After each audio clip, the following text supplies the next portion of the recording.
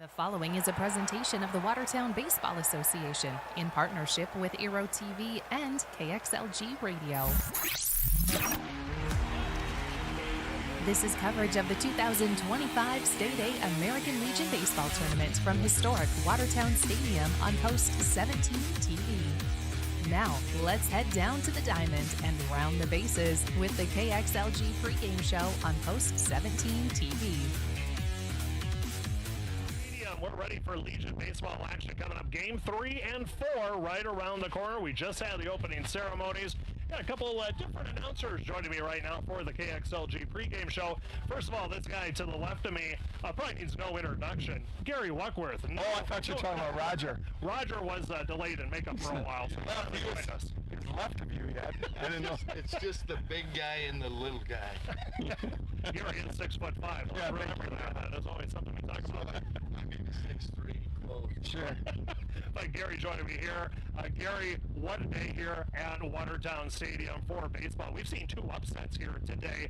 We say anything can happen in baseball. Apparently that's the case. Well, that's what makes the tournament fun. Yeah. When you got teams that come in here, maybe unexpected, lower seeds, they put it all together. They get good pitching, good hitting, and they do the basics, the fundamentals of baseball, and they're able to put a win together. And so that's what makes the tournament exciting, and people kind of like, they're not going to just run away with something, and you just play it out for the top seeds. Yeah. You know, let's play it out in real and just you never know. Absolutely.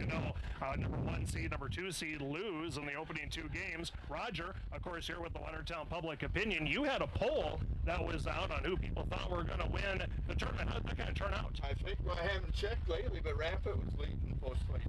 Put that microphone up to your... Post 22 was leading the poll, which Newspaper guy. Newspaper guy. consider how many championships they've had. Yeah.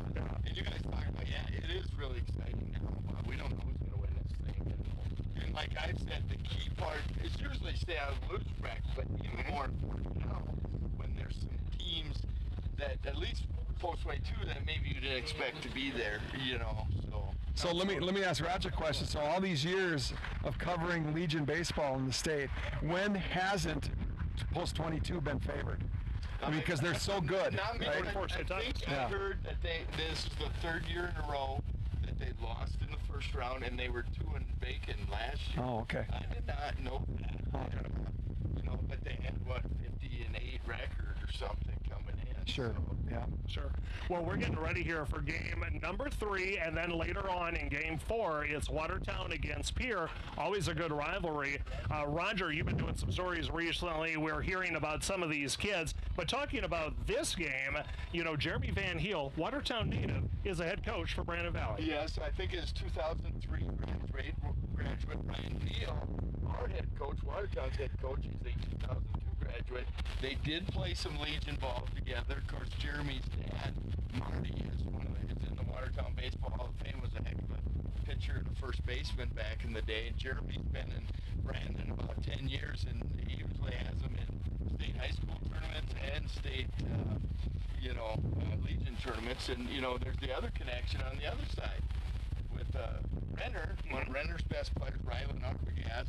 Aaron Arbogast played for Watertown the last time we hosted the state tournament in 1991. Sure. Middle infielder type guy, Aaron Arbogast. So. How long has it been since Watertown has won the state title? 1931. Do you remember that? Do you remember that? I was curious, we just received word that 2 teams from this go to the Central Plains Regional. Typically, it's just one team.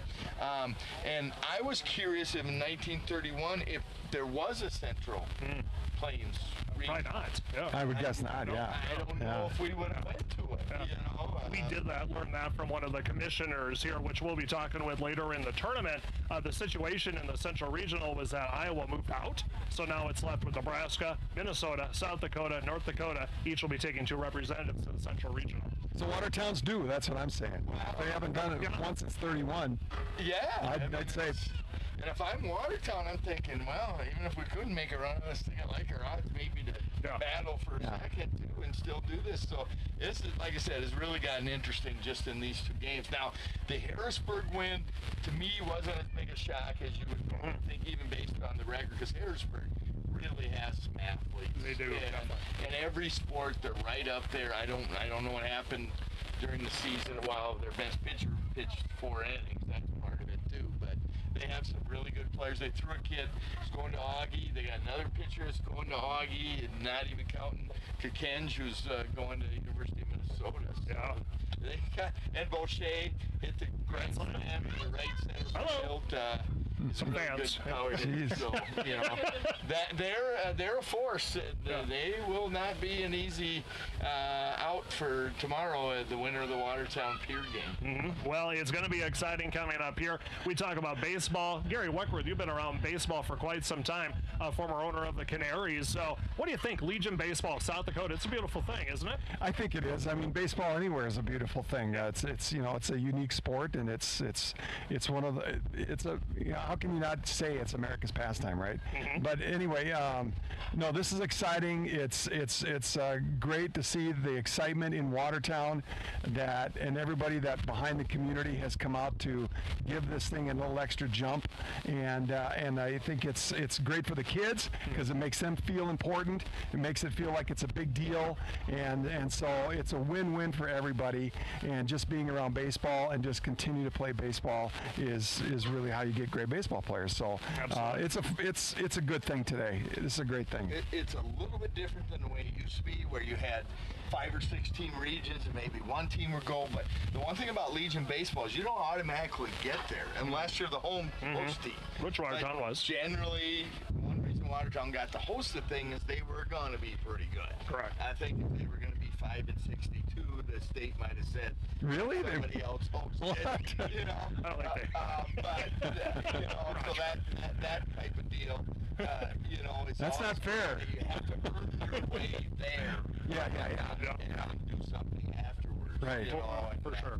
So, but like I said, we're wide open in this tournament. We're just 5 hours into it. Yeah, it's pretty fresh, and we got a lot more games to come. This is, let's remember this, the 100th anniversary of American Legion Baseball here in South Dakota.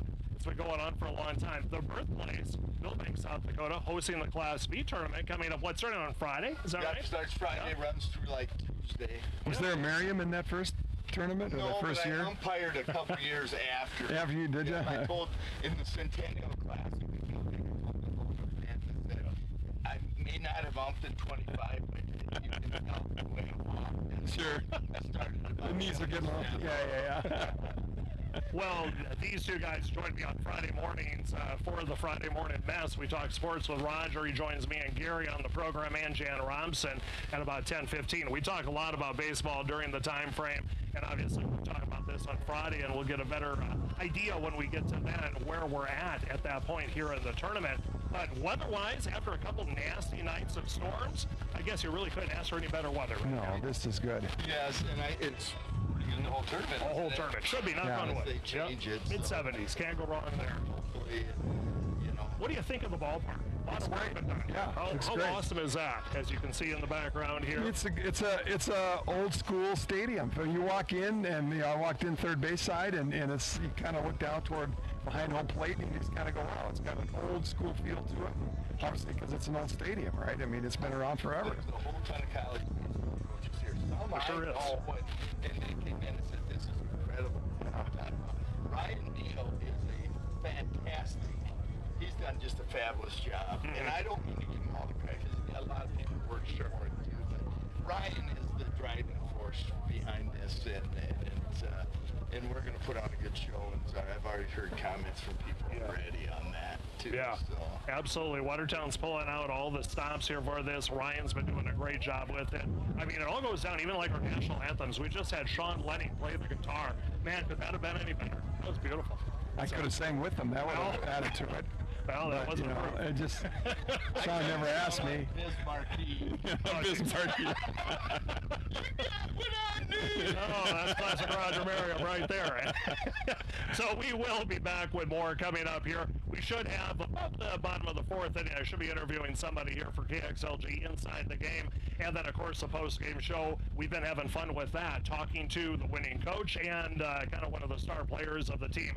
That's been super fun, too. And that's how we're going to roll through the rest of the week here with the State Legion tournament. I think we can probably kind of supposed to wait for Tyler Merriam, but I think this has been, we were supposed to shorten up the pregame, and now the pregame going longer. Going longer, what? So, Roger, what do we also got to talk about? No second-rate announcers in this group. Roger, when we talk Renner, South Dakota, very small town, where are these kids coming from? Well, I remember, because I've umpired for, this program has really been about 15 years.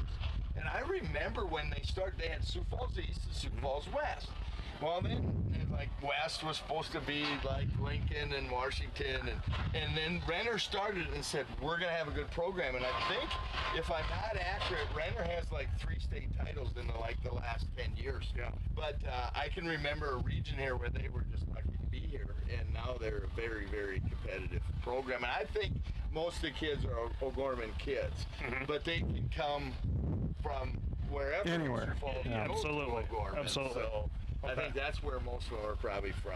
One thing is, we look at their record this year for the Renner Royals. They're 20-19. The last year were 32-14, and of course the state champions. But they have lost a lot of kids. Right now, 11 out of 15 guys. This will be their first experience in the state tournament. So Gary, you know, you're brand new to baseball. This might be kind of an overwhelming situation. Yeah, but at the same time, too, I think the kids have played enough baseball where they've come up and done enough state tournaments throughout time, so that it's like maybe this is just another one, right? And so I think they'll be fine, and just go play baseball and have fun. It's no different no matter where you're playing. Sounds good. Gary, thank you. Roger, we'll talk more during the postgame. Stick around. We'll have more of the pregame, but we're going to turn it over to Roger's cousin, Tyler Merriam, the voice of the SSU Jackrabbits, our PA announcer. So let's turn it over to him now with starting lineups.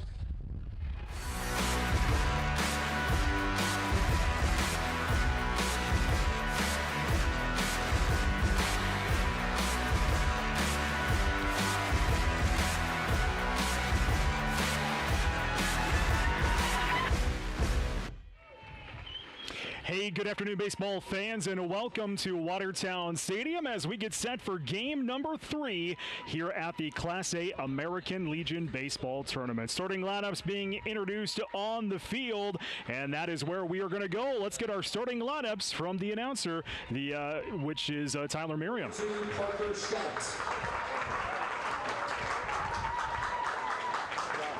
The batting order for the Royals, leading off and playing center field, number 7, Jack Stuckel. Batting second, first baseman, number 12, Rylan Arbogast. Batting third, shortstop, number 4, Brody Jacobson. The cleanup batter, third baseman, number 1, Brogan Moffitt. Batting fifth, the designated hitter, number 14, Patrick Barnett. Batting sixth, the left fielder, number 5, Owen Lechtenberg.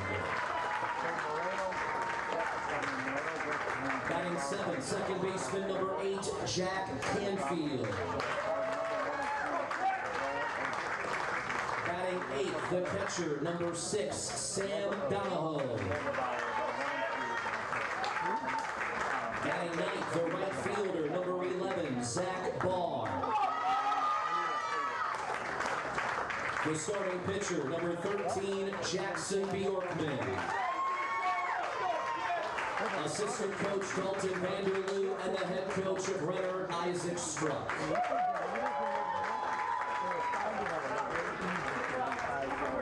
Now let's meet the home team, the Lakes of Brandon Valley, post 131. We begin with the reserves. Number 1, Christopher Joseph. Number 15, Luke Smart. Number 21, Cooper Ness. Number 30, Jacob Halseth. Number 31, Tristan Culp. And number 50, Luke Felderman. Now let's meet the batting order for Brandon Valley. Leading off the shortstop, number 13, Braden Knutson. Batting second, second baseman, number 41, Ryder Mueller. Batting third, the pitcher, number 5, Ryland Carroll. The cleanup batter, first baseman, number 2, Max Peters. Batting fifth, center fielder, number 22, Brighton Stroh. Batting sixth, the right fielder, number 3, Jack Blomgren. Hitting seventh, the catcher, number 8, Mason Veld. The eighth batter, third baseman, number 19, Will Van Loor. And batting ninth, the left fielder, number 14, Caleb Severin. The assistant coach is Evan Stemkin, and the head coach of Brandon Valley, Jeremy Van Heel. The umpires for today's first round affair. The home plate umpire is Steve Creer. At first base, Johnny Kirshner. And at third base is Greg Warren.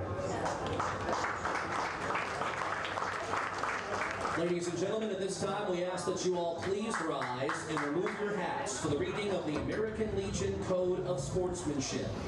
To do the honors, a member of the South Dakota State American Legion Athletic Commission, Mr. Gene Gillen. Good evening. Welcome to everybody to Watertown. What a great evening to play some baseball. Hey guys?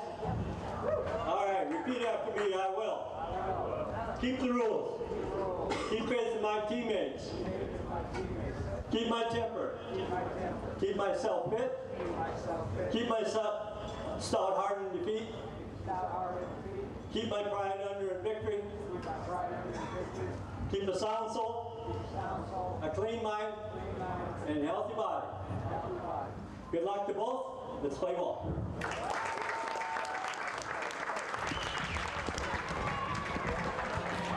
And with that, we are ready for game number 3 here this afternoon between the defending champions Renner Post 307 and Brandon Valley Post 131. I'm Brent Nathaniel. He's Nate Russell. We're glad to have you along here. We've got the next 2 games for you here on Post 17 TV. And Nate, this has been quite a tournament. We talked about it a little bit on the KXLG pregame show, but man, 2 upsets so far in this tournament, and yeah, you got to think this is somebody's tournament to take now. Yeah, really, I mean, the field becomes wide open when you get 7 overcoming 2, you've got 8 overcoming 1, and we kind of talked about it amongst ourselves here a little bit before we came on the broadcast. Normally, you lose that first round game, and you kind of have the mindset of, okay, we can go get the next one. We should be facing somebody that's probably a little bit similar in competition, and suddenly now you lose this opening round game, and you're staring down, oh, now we have to go play 22. Oh, now we have to go play Yankton. The importance of winning these evening games just became even greater at that point. Yeah, definitely, and we'll have the final game of the tournament, the host Watertown taking on Pierre, and that in itself has some storylines, but the game on hand, Brandon Valley and Renner, and boy, Brandon Valley coming in with a record of 25-16. Renner, of course, kind of squeaking into that tournament as well, but for Brandon Valley, I mean, they got here again with a 25-16 record. They won the high school championship this past year as well, but they lost student starters from that high school starter team and the Legion team from last year, and Coach Jeremy Van Heel says they have a young squad this year, and he's excited to see what Brandon Valley can do. For Renner coming in 20-9, they beat Sioux Falls West. They were the final team to get here. They won Game 2 and Game 3 against Sioux Falls West, 6-5 and 5-2. Like I mentioned, they are the defending champion, but Coach Isaac Struck says, boy, This season has been a roller coaster ride for the squad. So again, he is also excited to see what they can do. But 11 of the 15 guys on this Renner squad, they don't have tournament experience. So they're going to be leaning into those 4 kids from last year's championship squad to really kind of set the pace for them. Yeah, it's both a good thing to have, a youthfulness. You don't have the, I'm going to say, anxiousness of somebody that's been here and you know what pressure feels like in that instance. So having some leaders, but then also having youthful ignorance will help. First pitch there goes to Jack Stukel for a ball. 1 ball, no strikes is the call, as that pitch is swung on and missed for a strike, so 1-1 is the count. And really, Brandon attacking the zone immediately. Swung on and miss as that pitch is low, and strike the call. 1-2 the count. And if you are Stukel here, you're really just trying to scratch away on here. Find a way to fight. As that pitch goes high for a ball, evens up the count at 2-2. And Carroll's been living low. I wouldn't be surprised if that's a setup pitch and goes back low here. As that one is sent into right field down that first base line and will go foul. And just like I kind of figured, that high pitch, that high fastball really sets that eye level up. He attacks back low. Now Stukel did a good job of letting that ball travel, trying to punch it to right field just a little bit wide, that ball going foul. So 2-2 still remains the count, as that is a grounder right back to the pitcher. Easy out there on the toss across for the first out of the inning. 1-3 in the book, 1 away. Into the plate now is Rylan Arbogast. Arbogast coming up in the 2-hole here. There are some people that think you put your best hitter in that 2-hole, you get the leadoff guy on, you want the guy that has the best batting ability in that 2-hole. So hopefully Arbogast gives us a little bit of a show here. First pitch goes down for a ball. 1 ball, no strikes here to Arbogast, batting .351 on the season.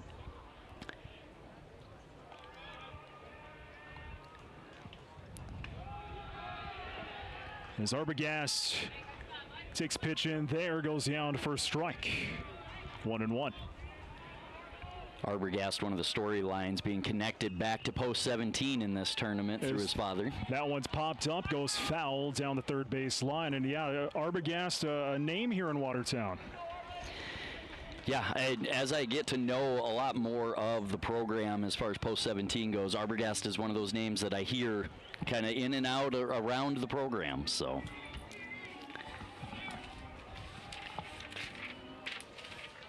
Count on 1-2. Arbogast steps in. Here's the toss. That is a grounder right down the first base line and goes foul. Count still remains at 1-2. And so far, Renner doing a good job when Carroll for Brandon Valley is attacking the zone. They're doing a good job of making sure they at least get the bat on it. A lot of ground balls, so they're getting the top half. I wouldn't be surprised if we see some line drives here in the next couple of innings. Got him there, struck him out, strike number 3, and the second out of the inning. Brody Jacobson to the plate now here for the Renner Royals. And if you're Carroll, you want to keep this as clean as possible here. You've got the 3-hitter, nobody on.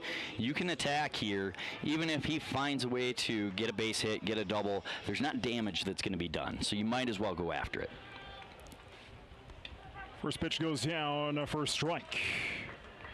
No balls, 1 strike to Brody Jacobson, batting .376 on the year.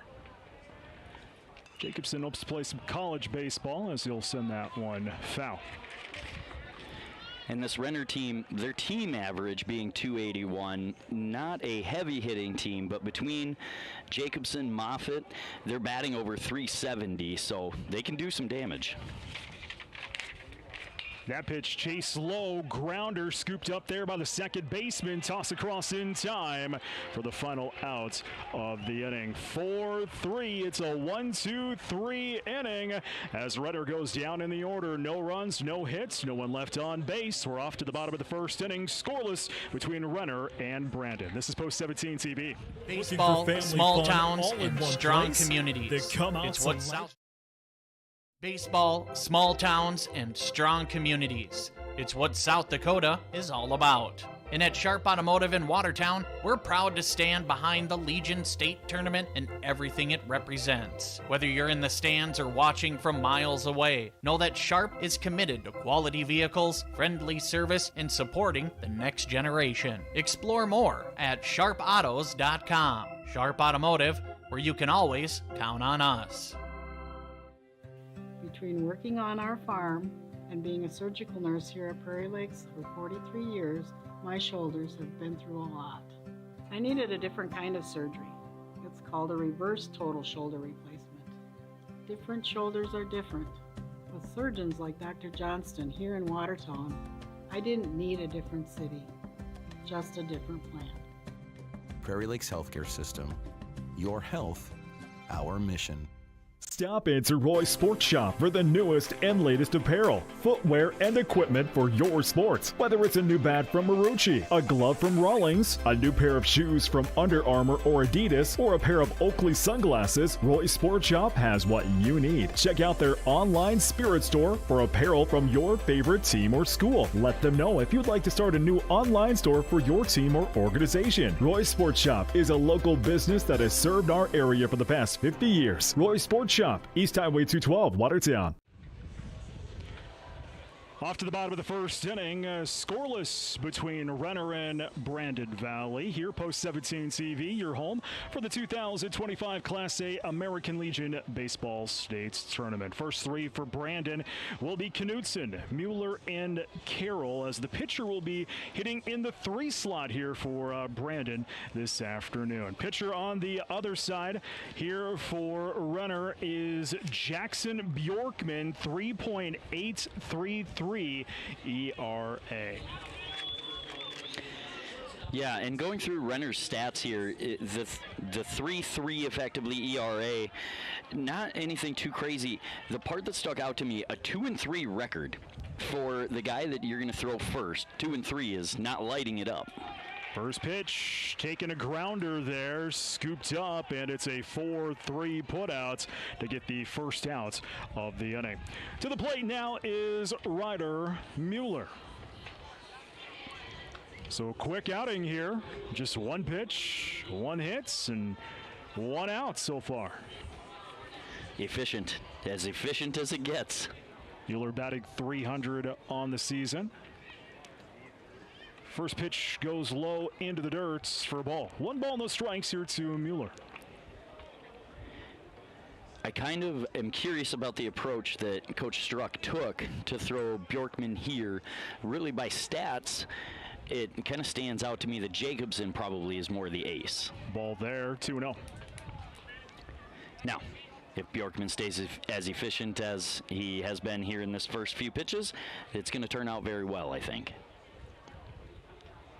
That is a grounder right back to the pitcher. Toss over inside. Little stretch there, but got it. It's another 1-3 and the second out of the inning. Rylan Carroll to the plate now here for Brandon, the pitcher. And it stuck out to us in the pregame, Brent, that they're choosing to bat Carroll here, saying that his bat's too valuable for us to let him just pick one side of the ball. So as the pitcher, you have a lot going on now. You have to start thinking about your approach at the plate, not just how you're approaching your defense.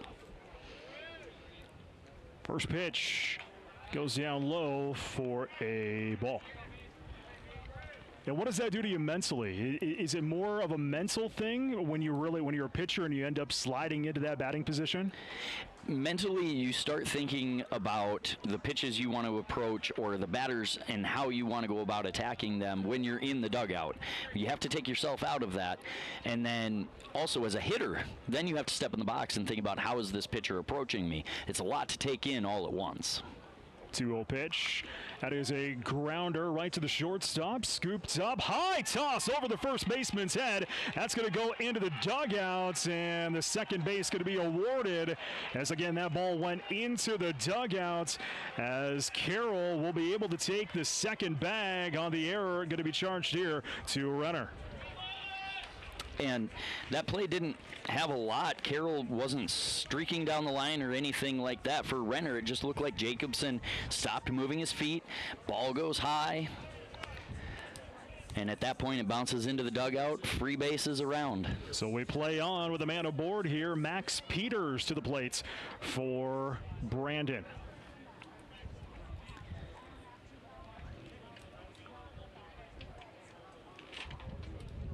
First pitch goes outside for a ball.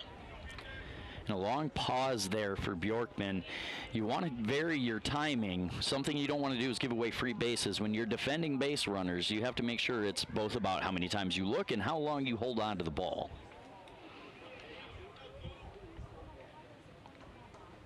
Out of the stretch there, that one goes low and got Peters to chase that one. 1-1 the count. If you're Brandon Valley, you like the opportunity here. You have your 4-hitter up, runner in scoring position at second base, so a chance early to get at least something across. Cleanup hitter hitting .340 on the season.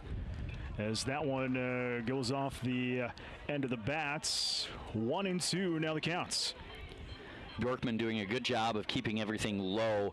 As a coach, we tell pitchers, keep it low. You're not going to get a huge amount of damage there. So good job so far of keeping it down.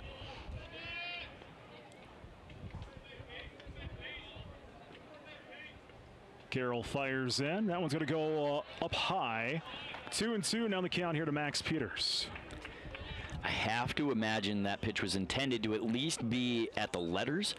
You want to make a competitive pitch when you're trying to hit the top shelf. That one just a little bit too tall.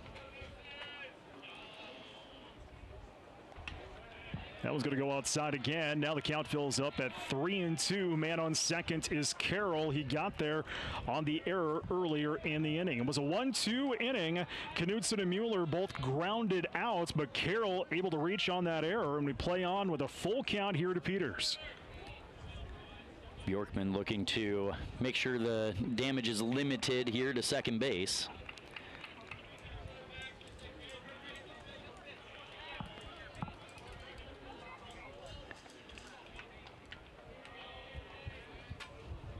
Fires in. Got him there. Struck him out. Strike number 3. And the final outs of the inning. No runs, no hits, one left on base, and an error charged in the inning. We're off to the second, scoreless between Renner and Brandon Valley. This is Post 17 TV. In the heart of South Dakota, where community and traditions thrive, ReliaBank has been a trusted presence for over a century. From our humble beginnings in 1920, we've grown alongside our communities, committed to financial success and community betterment. At ReliaBank, hometown customer service isn't just a promise, it's our legacy. Your success is our success, so let's keep growing together. Today, tomorrow, and for the next 100 years. Experience banking where hometown values still matter. Your starting lineup for KXLG Radio. Leading off at the front desk, Lori Kane. On the air, your power hitters, Jeremy Herbold, Ben Dilla, Jan Robson, Tim Williams, Gary Weckworth, Robin Givens, Doreen Foster, and Jaden Thomas. If it's news, Steve Jurens hits it out of the park. In sales, your closers, Andy Turback, Ben Dilla, Nicole Kraus, and Brody Reese. And skipper, Melissa Herbold. KXLG, your locally owned community radio station, still undefeated.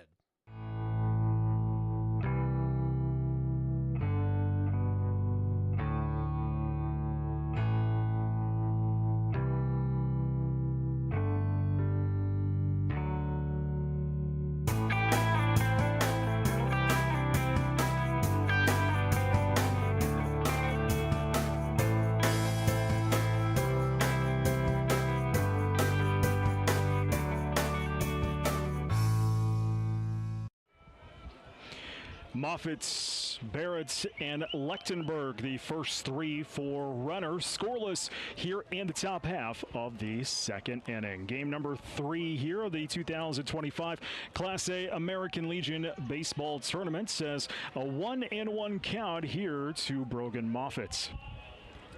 And really, Brent, both pitchers in that first inning really efficient. Less than 15 means they kept it under 5 pitches per batter. They attacked the zone. Yeah, Carroll with only 14 pitches as we came out of that first inning. 1-2 the count here to Moffitt, batting .373 on the year.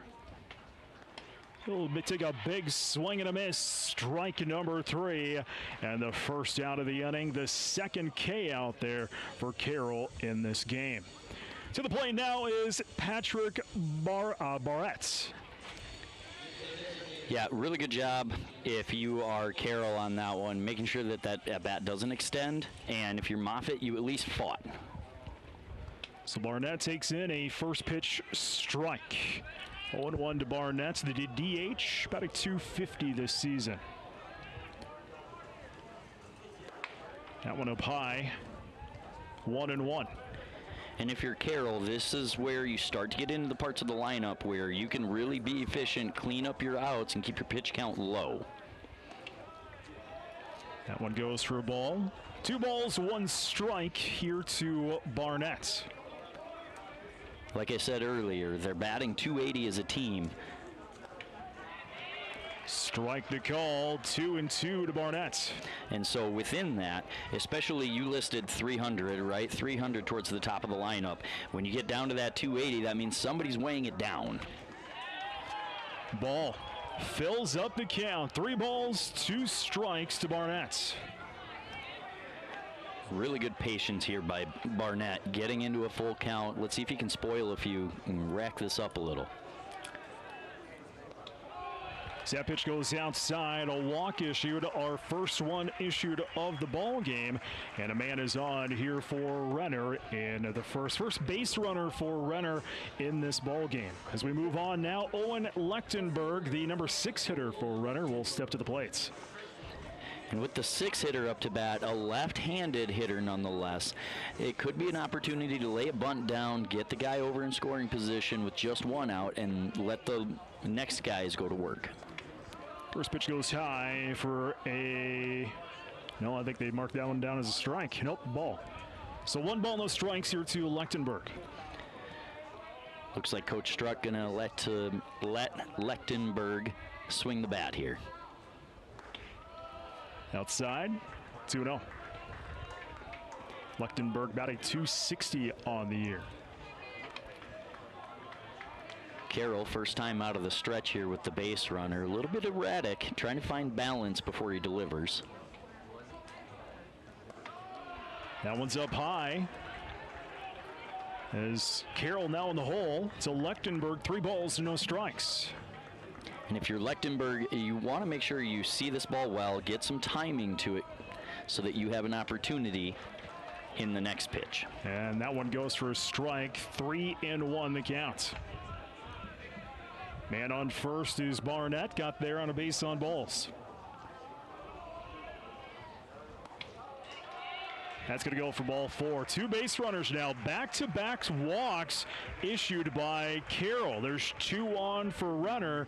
And the number 7 hitter will come to the plate now, wearing number 8's Jack Canfield. If you're Canfield, you're coming up to the plate. You still have to have a hitter's mentality. If it's there, be ready to hit it. But at this point, you have watched 2 back-to-back walks here. You can't go fishing for something, right? You can't help Carroll out of the jam he's in now. First pitch, bunt shown, little dribbler down the third base line, scooped up, toss across, close play, and he runs it out. Canfield runs out the bunt, and the bags are loaded here for the Royals. That is an incredible bunt. That's intended to be a sacrifice, right? You have first and second, you're trying to stay out of the double play, infield fly, erase that. He puts that bunt in the perfect spot to force the third baseman to have to come and field that, and really good speed. He legs that out. He was safe without a doubt. Sam Donahoe to the plate now, the catcher, as first pitch goes down for a ball. 1 ball, no strikes here to Donahoe.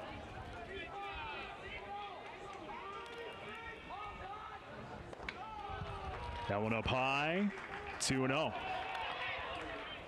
There is an opportunity if you're Coach Van Heel. If they go 3-0 here, looks like he's going to come out before that even and try and settle things in. It's a tough spot to be in with bases loaded and not being able to find the zone.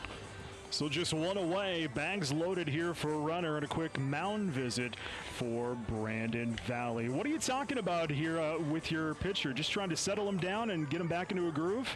Yeah, I'm sure they're seeing something mechanically. For myself, it looks like he is not bringing his upper body up over his waistline, which is leaving a lot of those pitches high. And at that point, as a pitcher, you're not sure exactly what's happening because you can't see the picture. All you see is you throw the ball and it does not hit.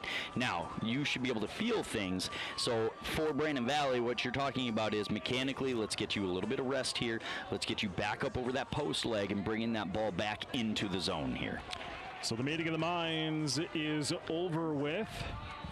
Donahoe with a 2-0 count. Here's the toss. Swung on and missed for a strike. 2-1 now here to Donahoe. I am a little surprised that Donahoe went after that, given how erratic Carroll had gotten. Another big swing and a miss. Makes the count even at 2-2. Bags loaded, 1 away as that pitch is going to fill up the count. 3-2. And if you're Carroll, there's 2 ways to think about this. I don't have a place to put him, or I need to make sure he doesn't go anywhere. Big swing and a miss for strike number 3. And the second out of the inning, the 3rd K for Carroll. So the bags remain loaded, and to the plate now is Zach Barr, the number 9 hitter here for the Royals. And if you're Brandon Valley, you want this out. You want it more than a general out because of the 9 hitter. You don't want the 1 hitter to come up with any type of traffic if you can avoid it. That is a grounder and scooped up there by the pitcher. Easy out to Peters. Another 1-3 and the final out of the inning. No runs, 1 hit will leave them loaded up. We're off to the bottom of the 2nd inning. Scoreless between Renner and Brandon Valley. This is Post 17 TV. Good luck to the Watertown Post 17 baseball team from Tony Arnold Construction. If you're looking for a general contractor for custom homes in and around the Watertown area or are in need of residential, commercial home, and commercial home remodeling, give Tony Arnold Construction a call at 605-880-8497 or email TonyArnoldConstruction@gmail.com. Good luck to the Watertown Post 17 baseball team from Tony Arnold Construction.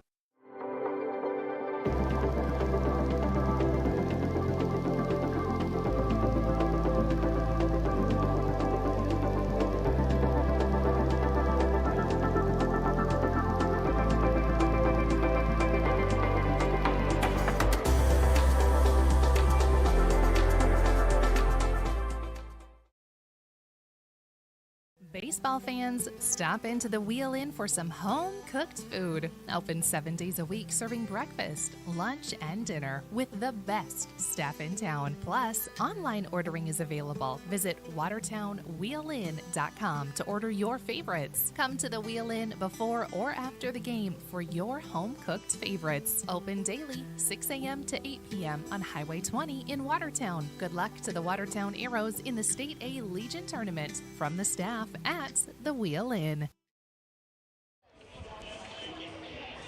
Bottom of the 2nd inning, scoreless between Renner and Brandon Valley. I'm Brett Nathaniel. He's Nate Russell, Post 17 TV. We're glad to have you along. However you're watching us at work, watching us on the big screen at home, watching us in the garage. We're just glad you're along with us here from historic Watertown Stadium. Game 3 of the afternoon, and the first 3 here for Brandon will be Stroh, Blomgren, and Veld this afternoon as Bjorkman continues his crusade up on the hill, sends in a first pitch that's going to get past Donahoe for a ball. So 1 ball, no strikes here to Stroh. Bjorkman getting a little bit of extra rest there. Sometimes you got to get it back loose again when you have a longer inning like that. Just 13 pitches for Bjorkman coming into this inning. as that one slips out of the glove of Donahoe. 2-0 here to Stroll, batting .347 on the year.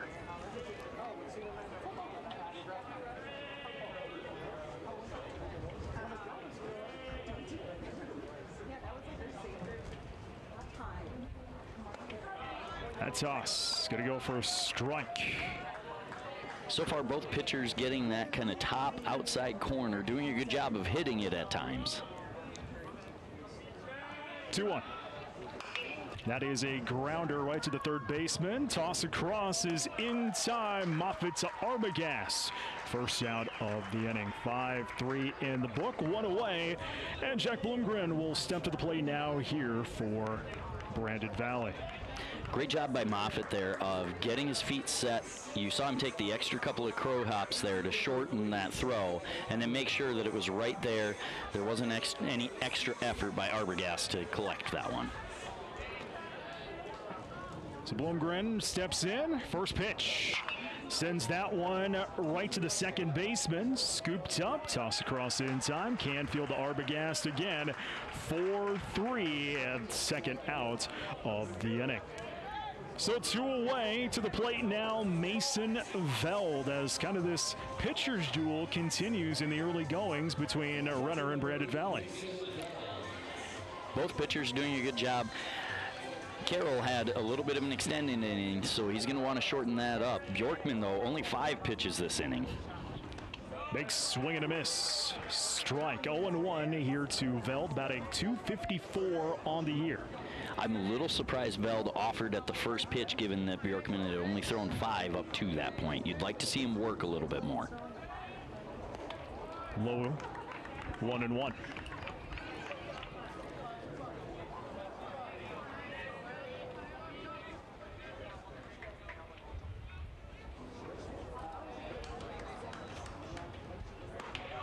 Bjorkman sends that one right down the middle of Butte Clark for a strike. 1-2.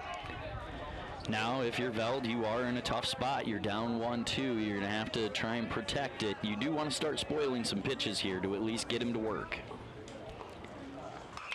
That one is going to be sent into center field. Easy grab there for Stukel, and that's the final out of the inning. Another 1-2-3 inning. No runs, no hits, no one left on base. We're off to the third, scoreless between Renner and Brandon Valley. This is Post 17 TV.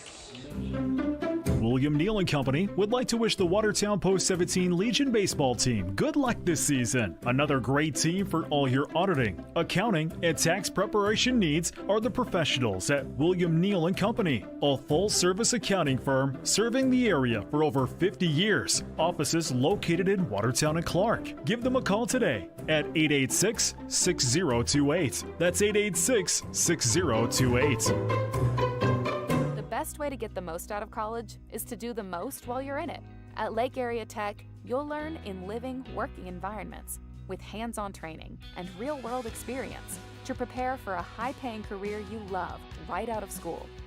From the moment you step on campus until you're one of our graduate success stories, when you start something here, you'll get an education you can really put to work and the best return on your investment. Lake Area Tech, the start of something new. Glacier Lakes Power Sports and Golf is your indoor golf destination in Watertown, South Dakota. We have 4 golf simulators available to rent 7 days a week. Call us at 605-954-4080 to reserve your time or visit our website at glpowersports.com. Top of the third inning, scoreless between Renner and Brandon Valley here this afternoon. Game 3 of 4. Watertown and Pierre will be game 4 here. We'll have that for you on Post 17 at TV. Back up to the top of the order. Second time through the order here for the Royals. Stukel, Arbogast, and Jacobson. Stukel back to bat here. You'd like to see him at least find a way on. That's going to be popped up and going to go down the first base line. Track in there and going to go foul. Peters and Bloomgren trying to track that one down the first base line and just couldn't get there quite in time. And now we're taking a little bit of extra time and grabbing our stuff and heading back. That ball got just beyond the fence. A long run for everybody involved there. This is where you find out if the pitcher's your friend or not. If he gets right back up there and doesn't give you a little bit of a breather, you know you probably wronged him at some point. That's going to go for a strike. It looks like Carroll getting the little bit of a break there, back to being efficient and attacking the zone. 38 pitches for Carroll so far on the afternoon. Stuckel just trying to disrupt the timing there. That one goes high. 1-2 to Stuckel. And what Stuckel did there is pretty classic. You get a pitcher in rhythm, you try and disrupt that. Outside, 2-2. And especially a pitcher like Carroll who struggled last inning, you don't want him to find the groove, so you try and find ways to at least throw him off. And that one's going to go foul. Count still remains at 2-2.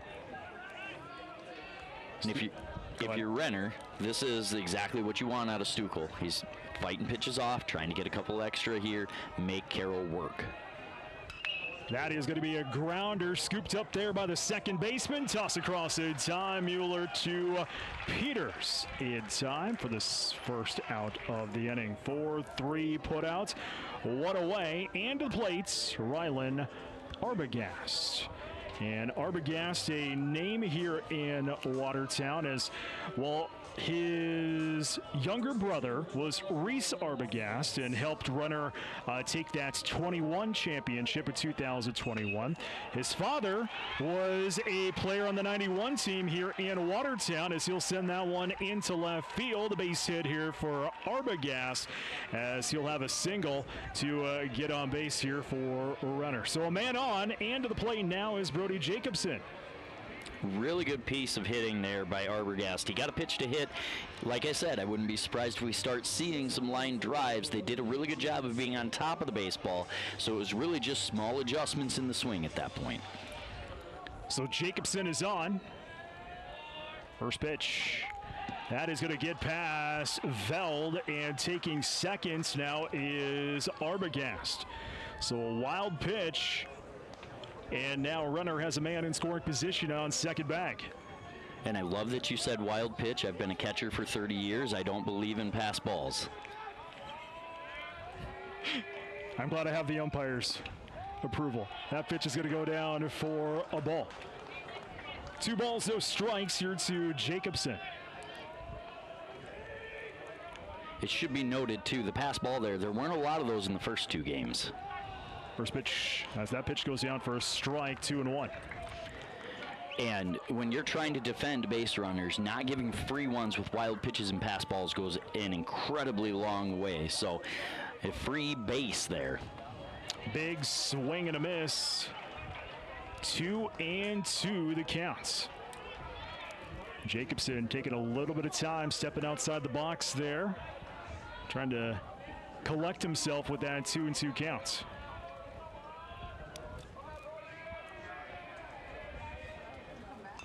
That is a grounder, going to take a hop there, scooped up by the second baseman. No throw, though, as actually that was scooped up by Peters. He came over off first bag to make that grab. Mueller didn't head over to first bag in time, and there was no play.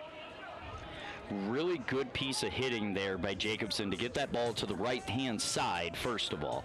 You allow the runner to advance, you hit it behind him, so it makes sure that we at least get a guy over to third. Now, he did a good job of putting that in a perfect spot where Peters has to come over and collect that, and then Carroll kind of fell asleep for a second and wasn't able to win the race. So runners on the corners here for Renner. And a first pitch goes down for a ball here to Brogan Moffitt. Renner left him loaded up in the second inning, but couldn't get him across. And this is a spot I have a feeling Coach Struck is going to send him at some point. Strike. 1-1 the counts. As you climb levels in baseball, it gets harder to steal bases. You're stealing more on pitchers and not so much catchers, but you have to be more careful the higher you go in the spots that you do it. Throw to first, not a time. Carroll obviously thinking the same thing. A 1-1 count, not a bad spot to get a breaking ball. Might be a good idea to check on the runner and make sure he's not going. So that one goes down for a ball. 2 balls, 1 strike here to Moffitt. Arbogast on third, Jacobson on first.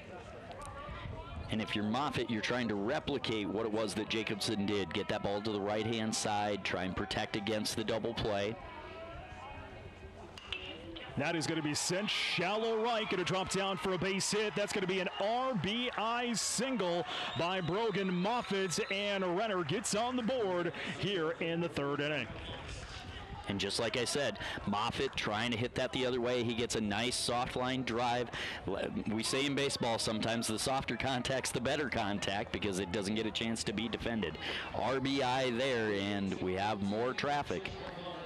So Barnett steps in now here with 2 on for Renner. First pitch goes down for a strike. No balls, 1 strike here to Barnett. Still just 1 away here in the top half of this 3rd inning. Strike there. 0-2 the count. And now if you're Barnett, you got to fight. You have traffic. You can't afford anything empty. That's the last thing you can have is an empty at-bat here. 1-2 the count.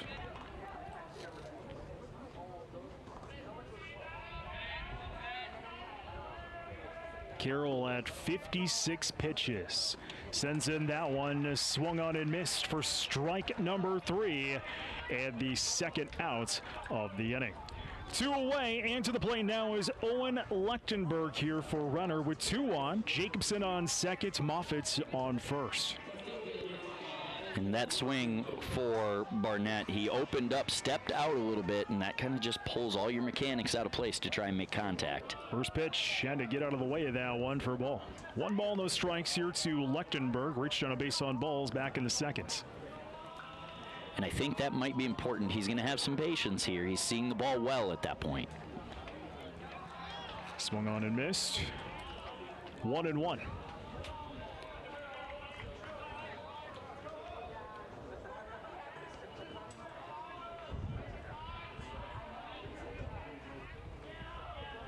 Carroll fires that one in, and that one's going to go low and get past the catcher, Veld. He's going to struggle to find it, and everybody's going to go over a bag. Jacobson to third, Moffitt to second. So now 2 in scoring position here for Renner as they have already tacked on 1 here in the 3rd, threatening to tack on 2 more.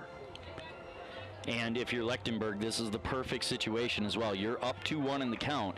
You know Carroll doesn't want to fall behind 3-1, so you're likely getting something to hit here. Now with 2 runners in position. So 2-1. Carroll fires. Fires high, ball 3. 3 balls, 1 strike to Lechtenberg. And to go back to that pass ball for Veld, it hit him in the foot and takes off. Strike. That's going to fill up the count now at 3-2 with 2 in scoring position for 307. As a coach, we call this an action pitch. Something's likely going to happen here, whether it's walk or hit. That's ball 4. So base on balls. The first one issued in this inning, and that is going to load him up once again. The 2nd time this ball game, Renner has had the bags loaded up, and Jack Canfield will step to the plate.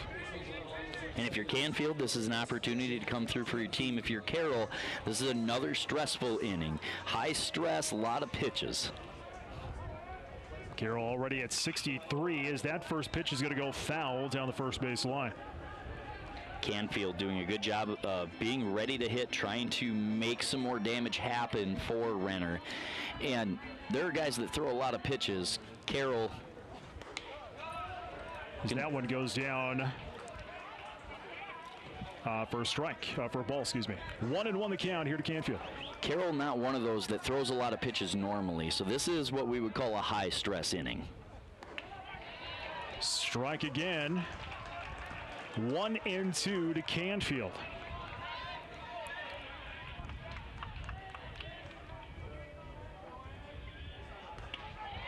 Got him there. Strike number 3, and the final out of the inning. 1 run, 3 hits, and we'll leave them loaded up again as Renner tacks one on here in the third. We're off to the bottom of the third inning, 1-0 Renner. This is Post 17 TV. Whether you're cheering on your team from across the state or across the country, just know right here in Watertown, Sharp Automotive is driving hometown pride forward. From new Chevys and GMCs to trusted service and parts, Sharp Automotive is proud to support South Dakota Legion Baseball in the next generation of hometown heroes. Shop online anytime at sharpgm.com. We'll be here when you're ready. Sharp Automotive, driven to serve and proud to support all baseball fans. Mack Landscaping and Lawn Irrigation was started in 1983 and has developed into the top landscape and lawn irrigation business in the area. And it's not hard to see why. Just take a look at some of the work they've done. No job is too big or too small. Give Shane Mack a call at 605-880-6001 for landscaping or Wyatt Mack at 605-880-0300 for lawn irrigation or lighting. At Active Heating, you could say we specialize in comfort, heating and air conditioning, plumbing, air and water quality. Active Heating is ready. Too hot or too cold? Our certified comfort experts for Coleman Heating and Cooling Equipment can help. Don't let a leak drain your bank account. Our plumbers can handle it. Improve your air and water quality with an air purifier and reverse osmosis system from Active Heating, your local Coleman dealer. Active Heating of Watertown and Brookings, your comfort experts. The 8, 9, and 1 hitters due up here for Brandon. Bottom of the third inning, Van Loer, Severin, and Knutson here due up in this inning. Bjorkman continues up on the hill here for Renner. First pitch goes down for a ball. 1 ball, no strikes here to Van Loer. If you're Brandon Valley, you need to get a little something going here. It doesn't have to be a run, but you got to at least make Bjorkman operate under stress. That's going to go for a strike. 1-1 the count. Getting away, only throwing 9 pitches last inning, 13 in the first inning. You have to find a way to drive that up. That's going to go for a strike. 1 and 2. It's been kind of a vast array of pitching. Bjorkman really now at 24 pitches, but on the other side here for Brandon, 63 pitches going into that fourth inning. It's going to be kind of tough to do that, get out of it, as that one goes for a strike. Strike number 3, and the first out of the inning. So Van Loer will strike out. That is the second K for Bjorkman on the afternoon. Caleb Severin, the number 9 hitter, will step to the plate now here for Brandon. Couple of cutters there on the inside corner allowed Bjorkman to work through that at bat really, really clean. The batter, Van Loer, just kind of jumping backward and that ball breaking back over that corner.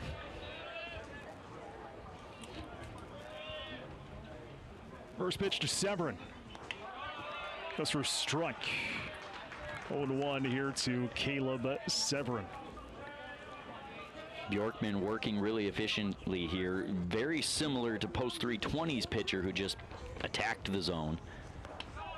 Strike there again. 0-2 as Severin falls in the hole. And this is the hard part about trying to have that patient approach to make Bjorkman throw more pitches. You can put yourself in bad spots by just taking the first 2 strikes. That's high. 1-2 to Severin, who's batting .276 on the year. I have a feeling the intention was to go upstairs there, probably a little too tall, but it gets the batter's eyes shifted up. Probably going to come back with a breaking ball or something low here, try and paint the bottom. Got him there. Strike number 3. The second K of the inning. The third for Bjorkman.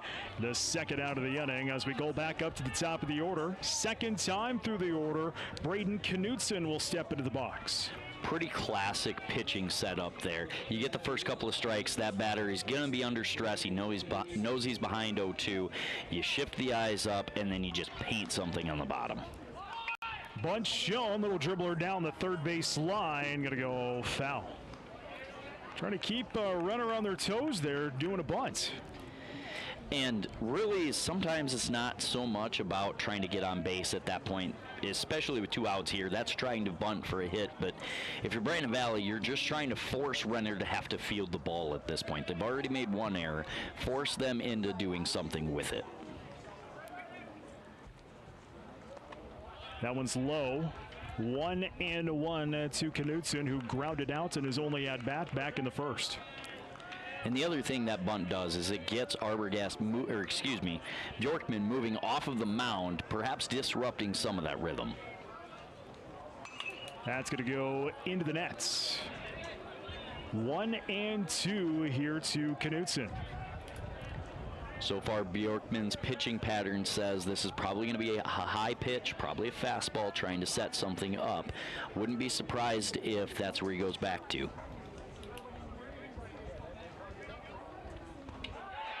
Did he get him? Did not. It's a ball. 2-2 as Donahoe came up and thought he got himself a strikeout there, but we play on. That pitch, again, that cutter, just kind of breaking off the inside corner, not getting the call there. Fouled over the stands into the parking lot. 2-2 remains the count.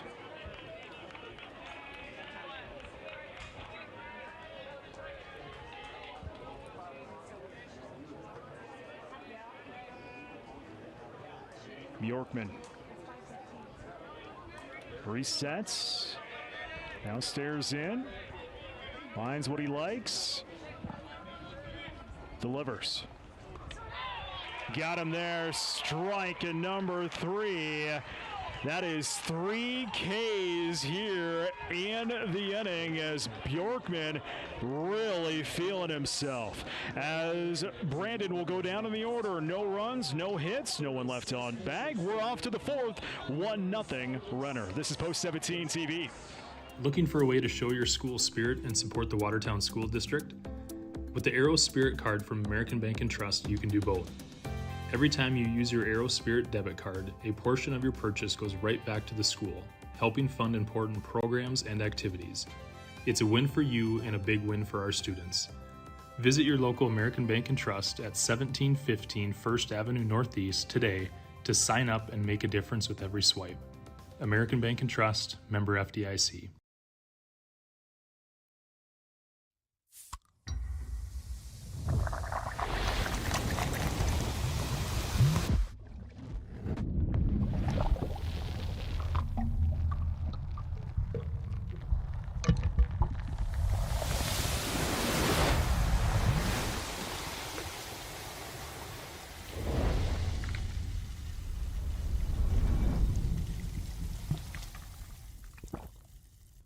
In town for the game or just passing through? Well, swing by Country Road Barn, home of the area's best smoked meats, brisket, ribs, pulled pork, all slow smoked to perfection and served with that small town charm. They're open Wednesday through Friday, 5 until 9 p.m., so plan your visit and bring your appetite. It's a true taste of small town South Dakota and worth every mile. The Country Road Barn, just minutes from Watertown and a home run for your hunger. Stay connected with them on their Facebook page or website. Top 4, 1-0 Renner. I'm Brett Nathaniel. He's Nate Russell. We're glad to have you along. Post 17 TV. Also, big appreciation to our friends at Arrow TV for producing this telecast all tournament long. Our friends at KXLG for helping us out pregame, postgame, and our KXLG Inside the Game. We will throw it to Jeremy Herboltz between the innings here for an interview as we go inside the game to try to find out more about these teams.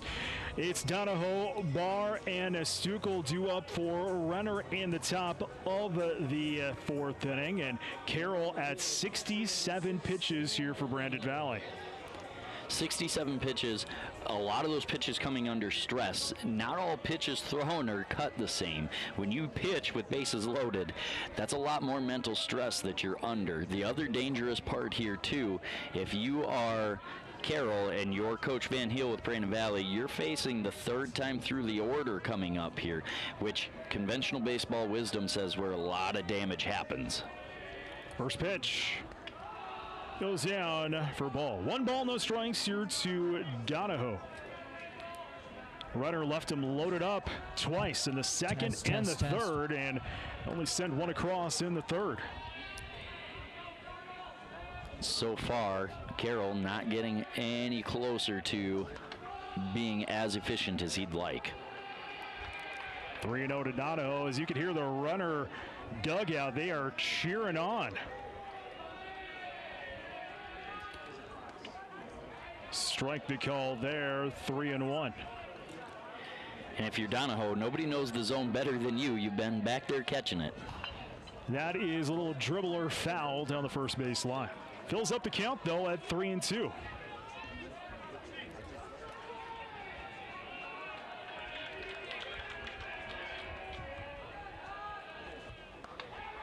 That's going to go for a ball.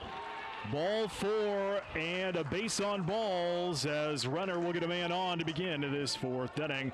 Zach Barr, the number 9 hitter, will step to the plate now here for the Royals.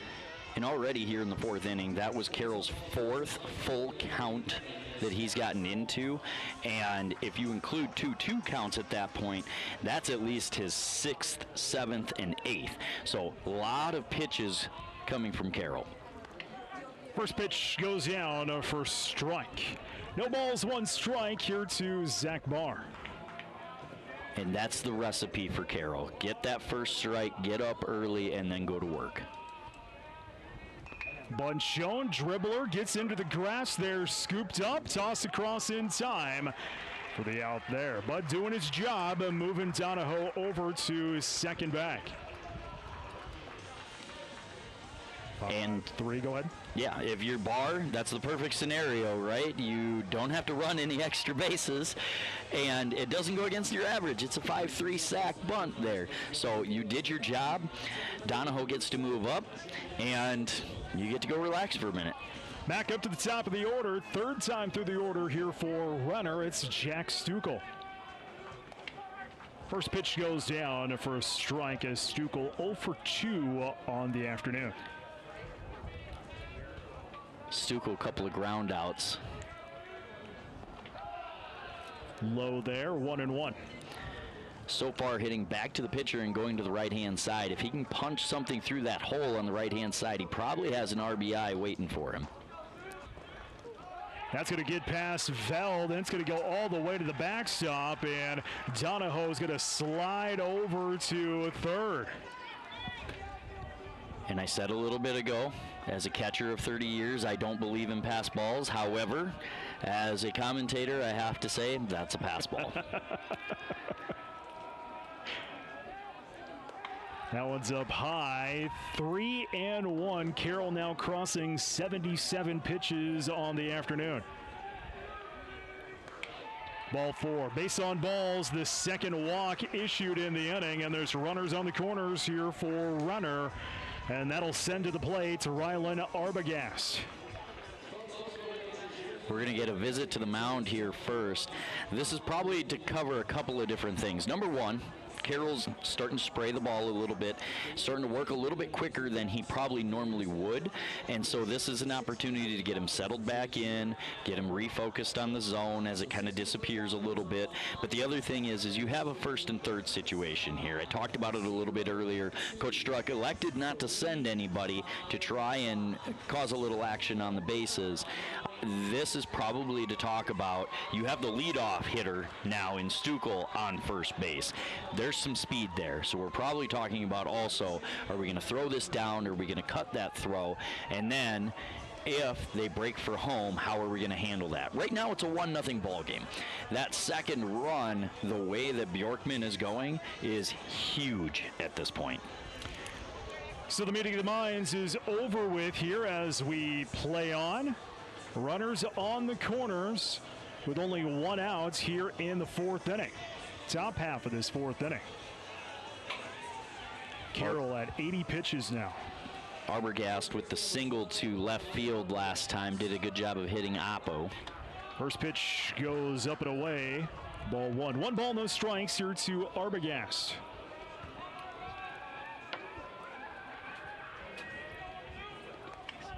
Strike there. 1-1. And that inside corner pitch, probably Carroll's best friend against a left-handed batter up here. That is a little chopper scooped up there by the third baseman and toss over to Peters in time for the second out of the inning. 5-3 put outs, second out of the inning. And to the plate now is Brody Jacobson. Runners still remain on the corner. Stukel on first and Donahoe on third here for Renner.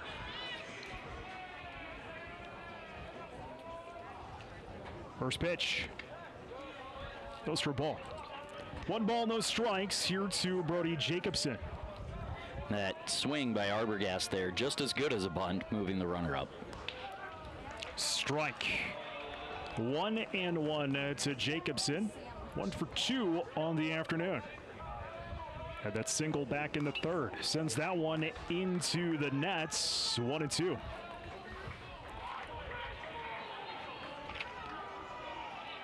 1-2 count here for Jacobson. You still want to try and get that base hit. You've got a couple of RBIs there, but really you're just trying to break through at this point. That is a grounder and scooped up there by the second baseman. He has no play. Now he'll get to his feet. Throw home. There's the out. He got him there as Donahoe was laid off the line at third.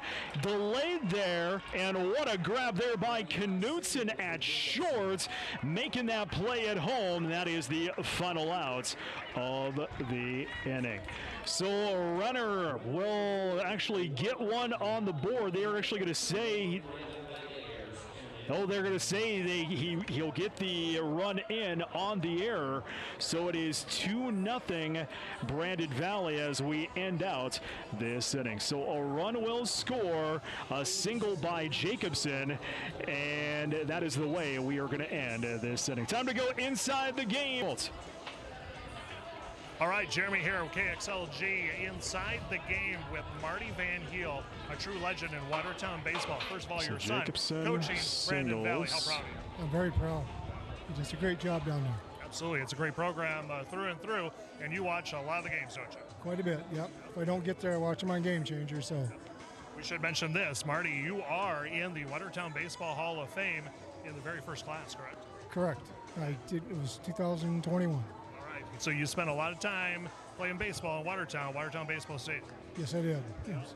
What do you think of the stadium right now? It's a lot better than when I played because they had the old track running through, cinder track running through the outfield and stuff. So. All right. Now you're quite the legend. I've heard quite a few stories here today, Marty. One of them I wanted to clarify that you hit a home run one time over the right field pole. Is that correct? That is correct. Oh my goodness. They found it out in the practice football field, and they figured it went 550 feet. Oh, my goodness. So it should be a great rest of the tournament. Obviously, you're rooting for Brandon Valley, but nice to have Watertown hosting a state tournament. I root for Watertown when they're not playing Brandon. Yep. Marty, thanks so much. Good to see you, and we'll chat later, okay? Yep, thank you very much. Thank you. A true legend, Marty Van Heel. And we're going to have more coming up next game in the game, of course, at about the bottom of the fourth. But we'll send it back to the main crew here as we have more state tournament baseball action going on. Thank you. We are off to the bottom of the fourth inning, 2-0 Renner as Bjorkman continues his crusade up on the hill. It'll be the 2, 3, and 4 batters due up here as the first pitch swung on and missed for a strike. That's Rudder Mueller. 0-1 the counts.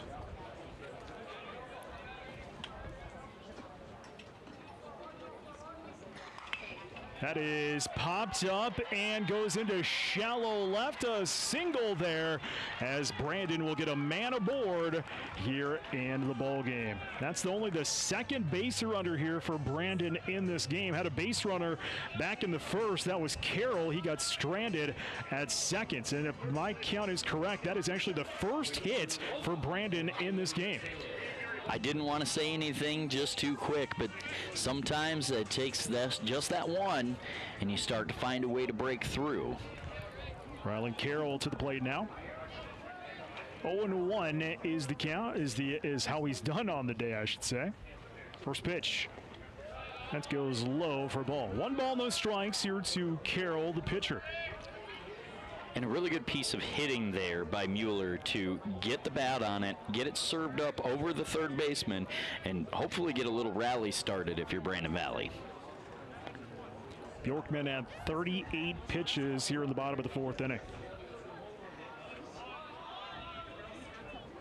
Moffitt coming in, playing on the grass there as that pitch goes low, and here goes the runner, and reaching safely will be Mueller with a steal over to second. So now a runner in scoring position here for Brandon. And if you're Carroll, that worked perfectly. That was never actually a threat to bunt there, I don't believe. It really was just about throwing Bjorkman off of his rhythm a little bit and getting everybody to move. 2-0. Make it 3-0. Only the second 3-ball count for Bjorkman on the day so far.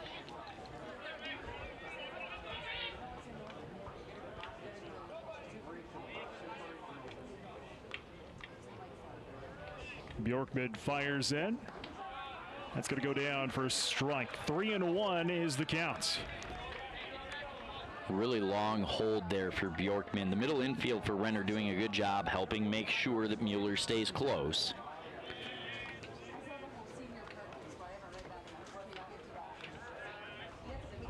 Bjorkman steps off. Little inside move there just to see if Mueller was going to be on the move. That one's into the nets. Makes it full at 3-2. The on-deck hitter, Peters, is the other person that had a full count for Bjorkman today. So starting to get a little bit more of an at-bat put together if you're Carroll here. Full counts. Bjorkman fires in. That is a grounder, going to take the hop, and the out is going to be made at third, and there's no play over to first, as reaching on the fielder's choice will be Carroll, and the out will be Mueller over on third.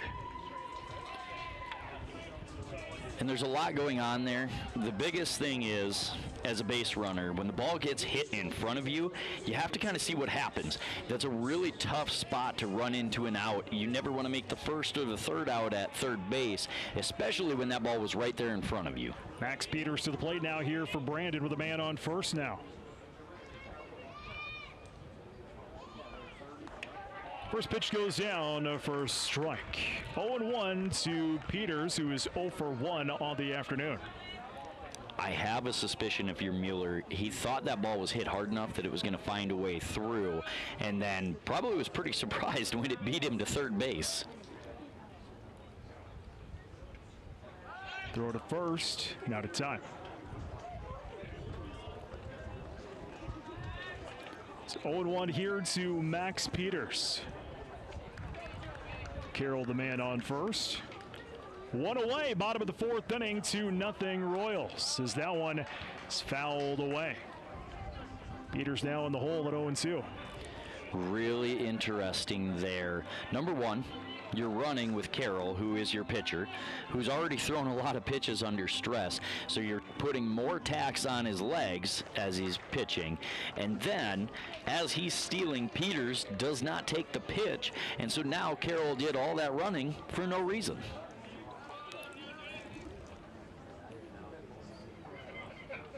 Here's the 0-2 toss. Goes down for strike number 3. The second out of the inning, the 5th K for Bjorkman here on the afternoon. So 2 away. To the plate now is Stroh. And not only 5 Ks for Bjorkman, but all of them are pitches that caught the corner and Brandon Valley watched. Brandon Valley has not struck out swinging yet.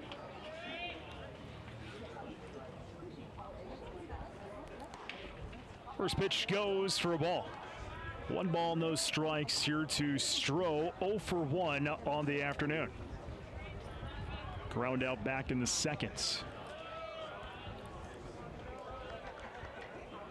Throw to first again. Close play, but not a time. If you're Bjorkman, it's not a bad idea. I wouldn't be surprised if he checks over once or twice more. That puts added stress onto Carroll's legs.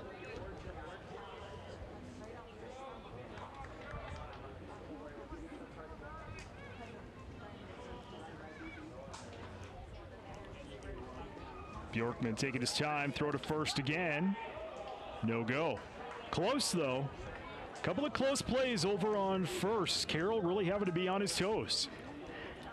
And that play, bang, bang, really good job by Bjorkman of getting Carroll to get flat-footed there and lulling him to sleep a little bit. Runner goes. That's going to be a ball. Throw to second, and a steal executed there by Carroll. So Carroll will steal second, and now Brandon's got a runner in scoring position. 2-ball count here to Stroh. Carroll not a slow runner, but I think it is probably going to take a double to score him from second after all that. Low. 3-0 to Stroh as Bjorkman get across 50 pitches on the afternoon.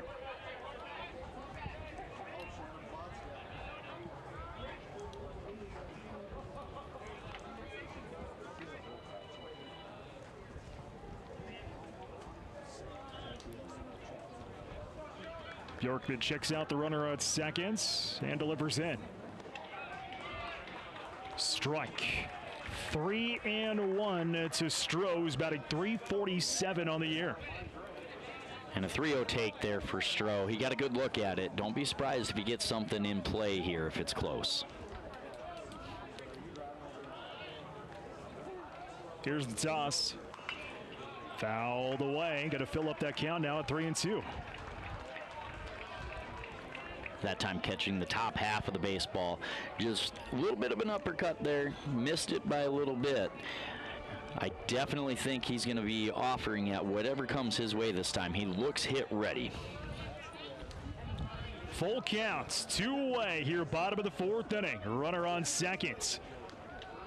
Bjorkman fires, and that's going to be ball 4, and we'll get a throw to third. It will not be in time, so taking third will be Carroll on the dropped ball there by Donahoe behind the plate, and Stroh will reach with the base on balls. Really good patience by Stroh there to see that pitch really well, not get over anxious, not go fishing for anything, and then really good job by Carroll there to see that ball down in the dirt and immediately react by taking third. So now a quick meeting here for Bjorkman on the hill for Renner Post 307 as Jack Bloomgren will step into the plate for Brandon with 2 away and runners on the corners. First time Brandon has had a man on third bag in this ballgame. And this is, like you said, by far the closest thing to a threat Brandon Valley has put together. But they're also showing that Bjorkman not only is hittable, but they're also showing he is human in the fact that he has sprayed some pitches around the zone instead of living in the zone. Coach Struck here probably just trying to get Bjorkman settled in, get him refocused on the zone. You have 2 outs, just get your last. You're a ground ball away from erasing everything else that's happened around you so far. So runners on the corners, Bloomgren into the box. Bjorkman going to fire in the 54th pitch of the ball game.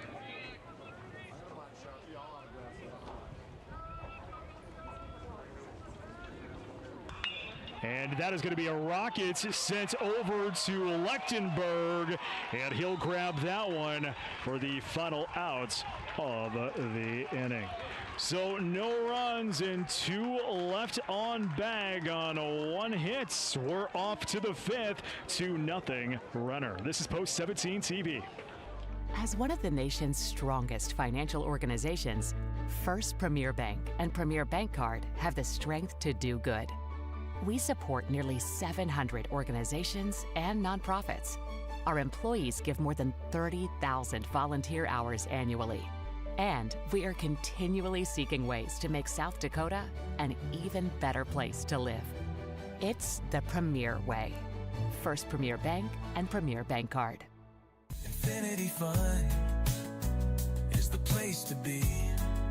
They got trampolines, they got bowling, they got mini golf, they got games, they got food that's insanely good, infinity fun. They got trampolines, they got bowling, they got mini golf, they got games, they got food that's insanely good, infinity fun. Open 7 days a week in Watertown.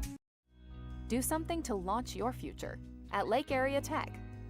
It's a living, working, thought-producing environment to help you level up in the workforce.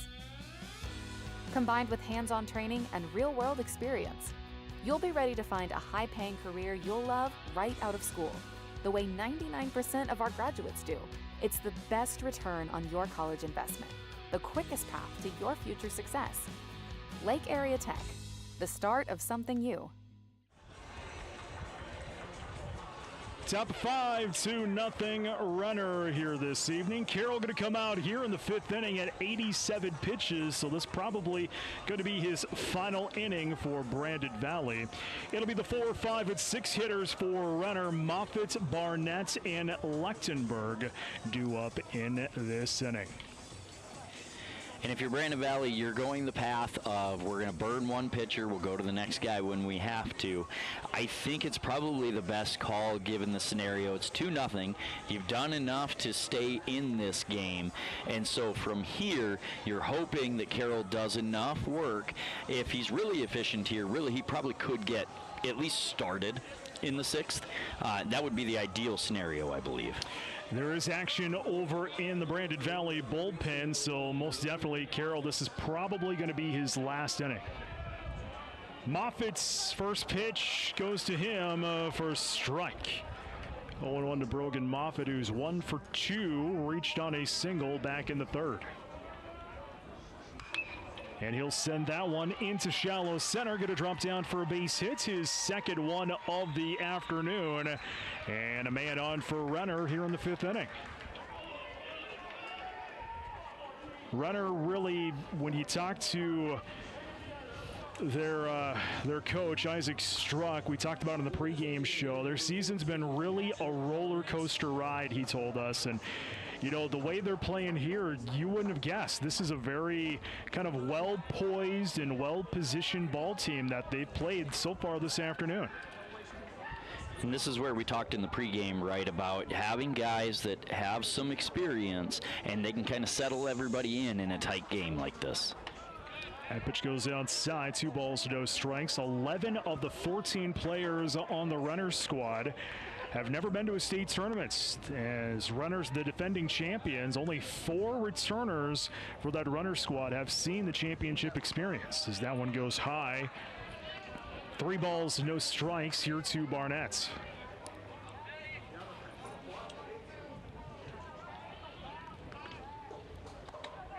Strike the call, 3-1 to Barnett. And you talk about kind of that roller coaster of a season, and it feels like Renner's in control here, but strike the call, fills up the count, 3-2. That's kind of how things went for Brandon Valley in the state high school tournament, right? They had to fight at the last outs in several games during that tournament to come out on top. As that one going to go for a ball, base on balls, and there's 2 on here for Renner. And if you talk about Brandon Valley, you know, they lost starters from that high school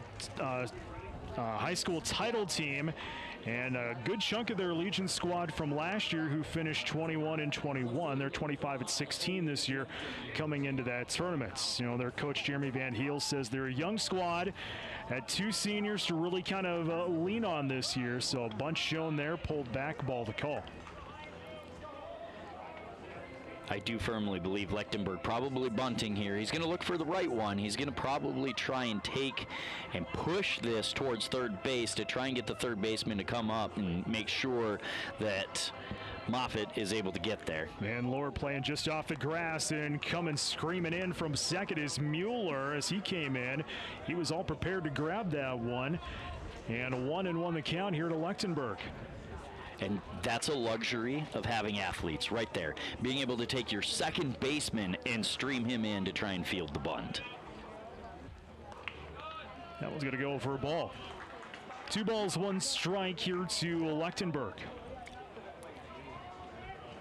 And again, no mystery about what Lechtenberg's trying to do, but he's going to make sure he gets one he can get down before he offers. Had to get out of the way. Ball number 3. 3 balls, 1 strike to Lechtenberg.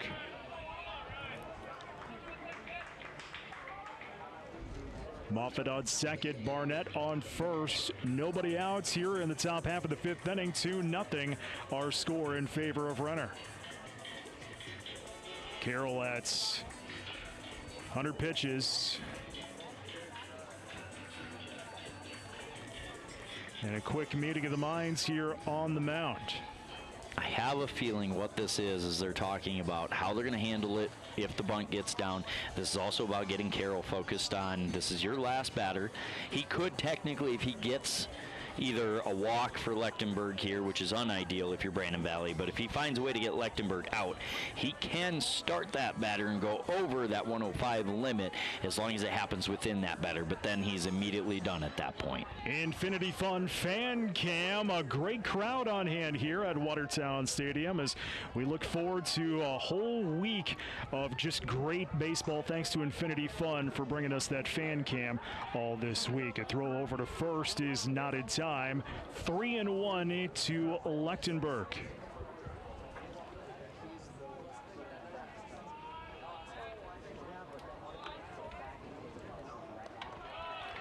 Up and away, ball 4. So base on balls, that's the second one issued, and once again we are loaded up, and this is the 3rd time Renner has had the bags loaded in the ball game. And it looks like they're going to let Carroll take this last batter here. They're going to play the infield up, try and make sure it stays at 2-0 if possible. First pitch, oh, got him. And hit by the pitch, Canfield.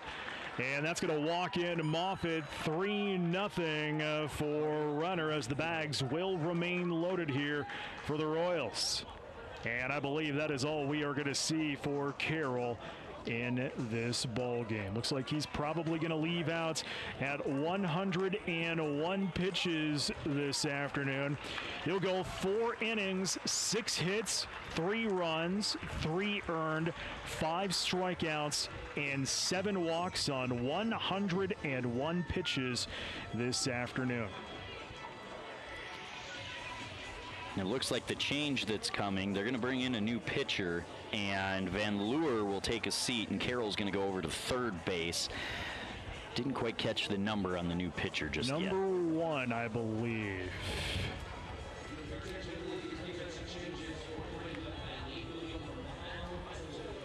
So, yeah, it's going to be Moffitt on the mound, and Carroll will head over to third base. I believe are going to be the defensive changes here for Brandon Valley. Nope, going to be Joseph, excuse me.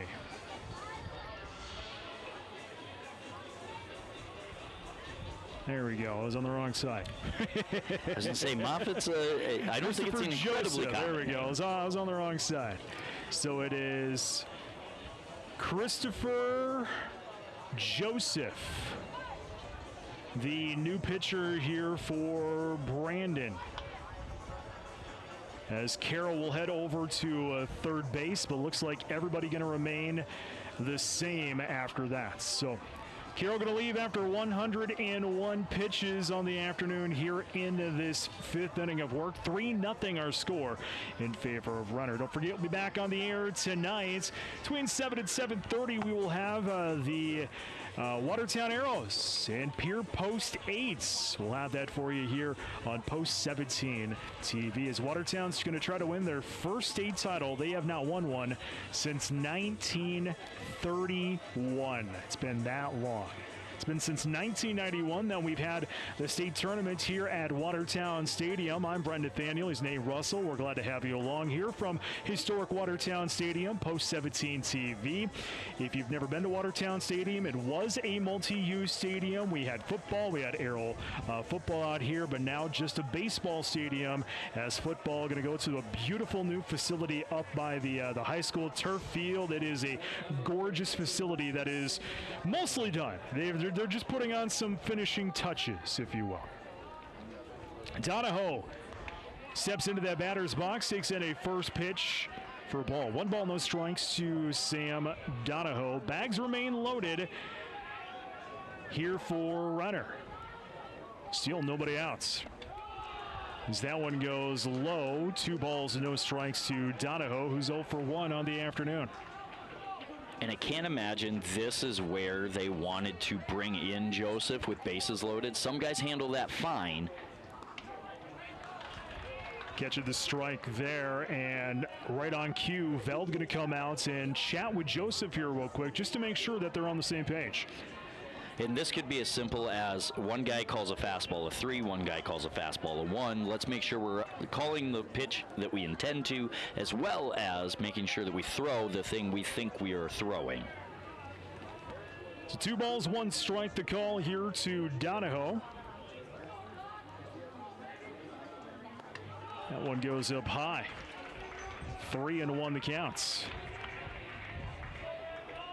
And at this point, nowhere to put Donahoe. It's going to force in a run if he doesn't find a way to get back in the zone here.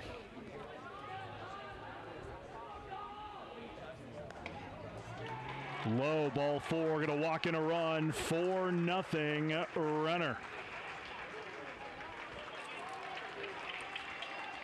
So let a walk in Barnett.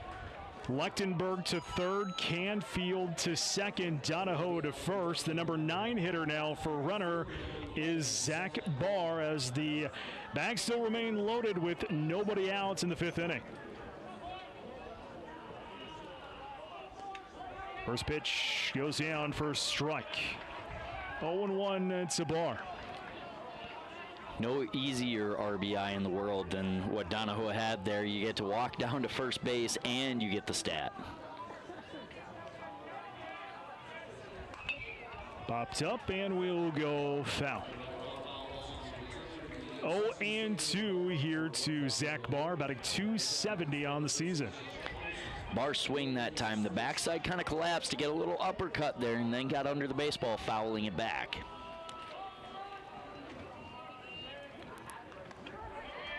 Strike the call. Strike number 3, and the first out of the inning. We go back up to the top of the order. The 4th time through the order now for Renner. It's Jack Stukel. Stukel having walked last inning, and he's the one that got erased on the fielder's choice there. Donahoe scores. Stukel gets thrown out second base to catcher there. That pitch is going to go down for a ball. 1 ball, no strikes here to Jack Stukel.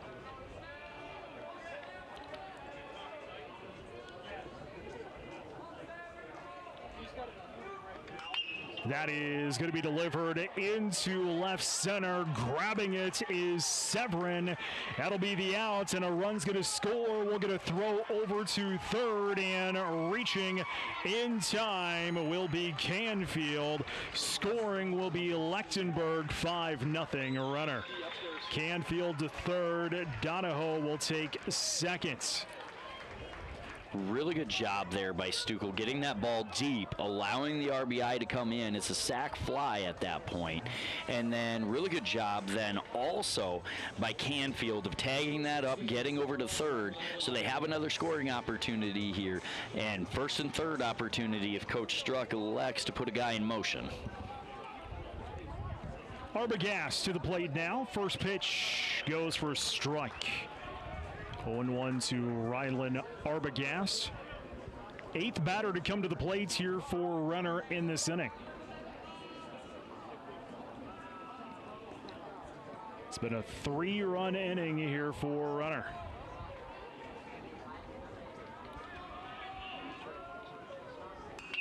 That is going to be delivered over into right field. Going to drop down. It's a base hit. That's going to roll back to the wall, and a double is going to be called as that one rolled it through the fence. Won't matter as another run's going to score, though. Canfield will score from third. Donahoe takes over to third. Arbogast with the double. 6-0 in favor of Renner. This is Andy Turbach reporting live from the KXLG pre and post. Really good piece of hitting there by Arbogast, putting that down the line, and really it's actually punishing for him that it turns into a grounds rule double there, because that actually holds up Donahoe at third instead of being able to take the opportunity to score. Runners on in scoring position, I should say. First pitch goes down into Jacobson for a ball. 1 ball, no strikes to Brody Jacobson, the 9th batter to come to the plate in this inning. Went around the appeal, and strike's going to be the call. 1-1 to Jacobson. Now, I don't want to put a caster's curse on anybody, but I also don't want to have to slide all the innings over in my book. There ain't nothing worse than that, as that one's going to go into the seats, because then I lose my spots. And although I found these really nice pens about 3 years ago, these are actually erasable pens, and they actually erase. And I buy them by the box when it comes to baseball season, as that one is going to go down for a strike, and that is strike number 3 and the final outs of the inning. But a 1-2-3 4-run inning for Renner. New score entering the bottom of the 5th inning, 6-0 Royals. This is Post 17 TV. Looking for family fun all in one place? Then come out to Legends. Tee off on their mini golf course. Race your crew in go-karts and strike up some laughs with mini bowling. Kids love the arcade, and parents, they've got you covered with cold beer and amazing food. And don't forget the cherry on top, SDSU ice cream. It's all happening at Legends, where fun meets flavor. Highway 212, Watertown. They say there's no guarantees in life. But who's they? And do they have Midco Internet? Now there's a guarantee. So let's go. Let's go reliable. Let's go resilient. Let's go beyond. Midwest Foam and Coatings LLC is a family-owned and operated full-service insulation company specializing in spray foam application and energy efficiency. They offer all types of insulation like spray foam, blown-in cellulose, blown-in fiberglass, and fiberglass bats. Midwest Foam and Coatings also does insulation removal along with specialty coating that can restore rubber and metal roof systems. Visit their website for more information at mwfoam.com. Good luck to the Watertown Post 17 baseball team from Midwest Foam and Coating. Bottom of the 5th inning, 6-0 Runner. It'll be the bottom of the order for Brandon Veld, Van Leeuwen, and Severin. First 2 games of the day were upsets as the 8-seed Rapid City 320 beat Rapid 22-0, and Harrisburg, the 7-seed, upsetting the 2-seed Yankton 8-0. Here, Watertown, the game 4. We'll have that for you here, Post 17 TV, as Veld takes in a first pitch, goes down for a ball. 1 ball, no strikes here to Mason Veld. Ball. 2 balls, no strikes is the count. And this is a little bit of the curse for any pitcher that sits for a long time. You love getting runs scored for you, but now you have to go back out there and get warm and loose again. Ground ball, playable there for the shortstop. Scoops up, toss across in time. Jacobson to Arbogast for the first out of the inning. 6-3, 1 away. Will Van Leeuwen to the plate now. And if you're Brandon Valley, last inning was by far your best inning that you put together offensively. You're looking to kind of build on that. But I will say they had 2 full counts there. Being a little bit more patient is probably the key. Joseph will be batting instead. So Joseph will be batting in the number 8 hole. Takes in a first pitch for a ball. 1 ball, no strikes here to Joseph, as that pitch will go down for a strike.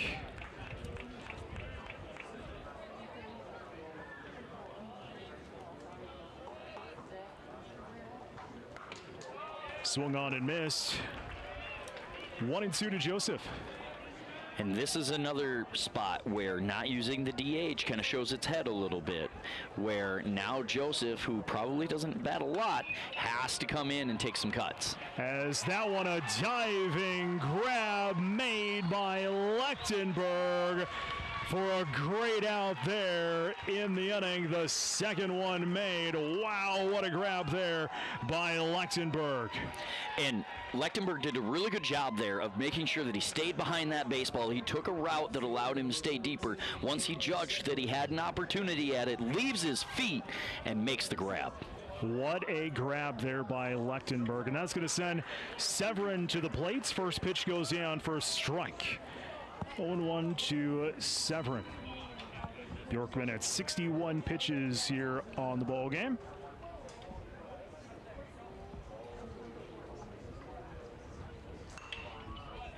Goes foul. 0-2 the counts. And that play in left by Lechtenberg, it's really hard to coach something like that.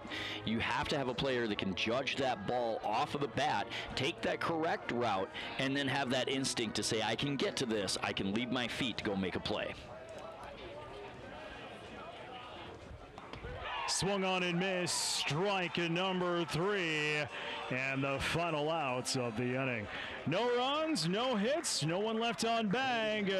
We are off to the 6-0 Renner. This is Post 17 TV. Baseball, small towns, and strong communities. It's what South Dakota is all about. And at Sharp Automotive in Watertown, we're proud to stand behind the Legion State Tournament and everything it represents. Whether you're in the stands or watching from miles away, know that Sharp is committed to quality vehicles, friendly service, and supporting the next generation. Explore more at sharpautos.com. Sharp Automotive, where you can always count on us. Between working on our farm and being a surgical nurse here at Prairie Lakes for 43 years, my shoulders have been through a lot. I needed a different kind of surgery. It's called a reverse total shoulder replacement. Different shoulders are different. With surgeons like Dr. Johnston here in Watertown, I didn't need a different city, just a different plan. Prairie Lakes Healthcare System. Your health, our mission. Stop into Roy's Sports Shop for the newest and latest apparel, footwear, and equipment for your sports. Whether it's a new bat from Marucci, a glove from Rawlings, a new pair of shoes from Under Armour or Adidas, or a pair of Oakley sunglasses, Roy's Sports Shop has what you need. Check out their online spirit store for apparel from your favorite team or school. Let them know if you'd like to start a new online store for your team or organization. Roy's Sports Shop is a local business that has served our area for the past 50 years. Roy's Sports Shop, East Highway 212, Watertown.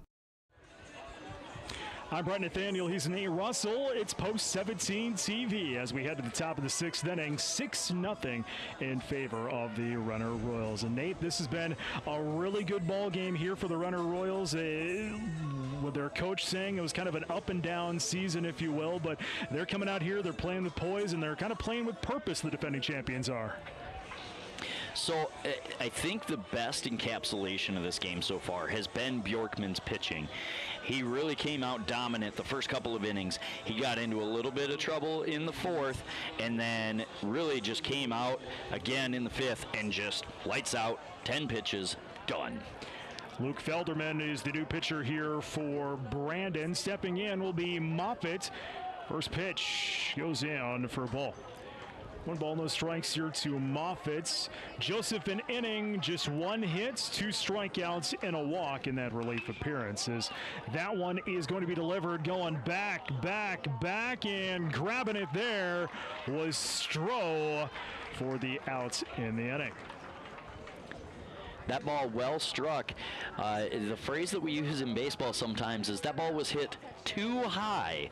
And for those of you that know what I'm referencing, there's no such thing as hitting a ball too high. Just didn't quite get all of it on that one. So to the plates will be Patrick Barnett with one away in the top half of this 6th inning. Renner doing 4 in the 5th, 1 in the 4th, and 1 in the 3rd to get where they're at now. 3, 4, 5, 6, 7, 8 hits. First pitch goes down for a ball. 1 ball, no strikes here to Barnett. Barnett, couple walks on the afternoon. Did strike out as well. And that pitch being fouled off. The home plate umpire, Steve Creer, giving the catcher a little bit of an opportunity to shake the cobwebs out there. Steve's been at it for a while, so he knows, hey, let's give this guy a second. We'll get the pitcher a new ball. 2-1 the counts. Some rain going to be just off to the south. Some blue skies coming in here at Watertown Stadium, but we're hoping all of that stays off to the south. That pitch goes down for a strike. 2-2 to Barnett.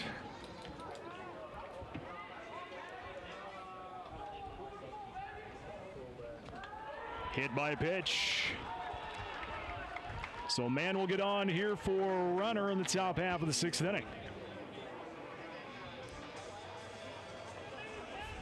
To the plate now is Owen Lechtenberg. And that hit by pitch by Barnett there. He's probably going to feel that. You can see him kind of rubbing his back a little bit. That one sounded solid, and we are not close to home plate. So if we could hear it all the way up here, I bet he felt it.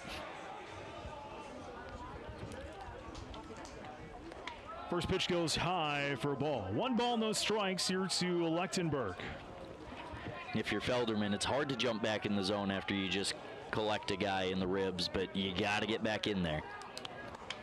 Swung on and missed. 1-1.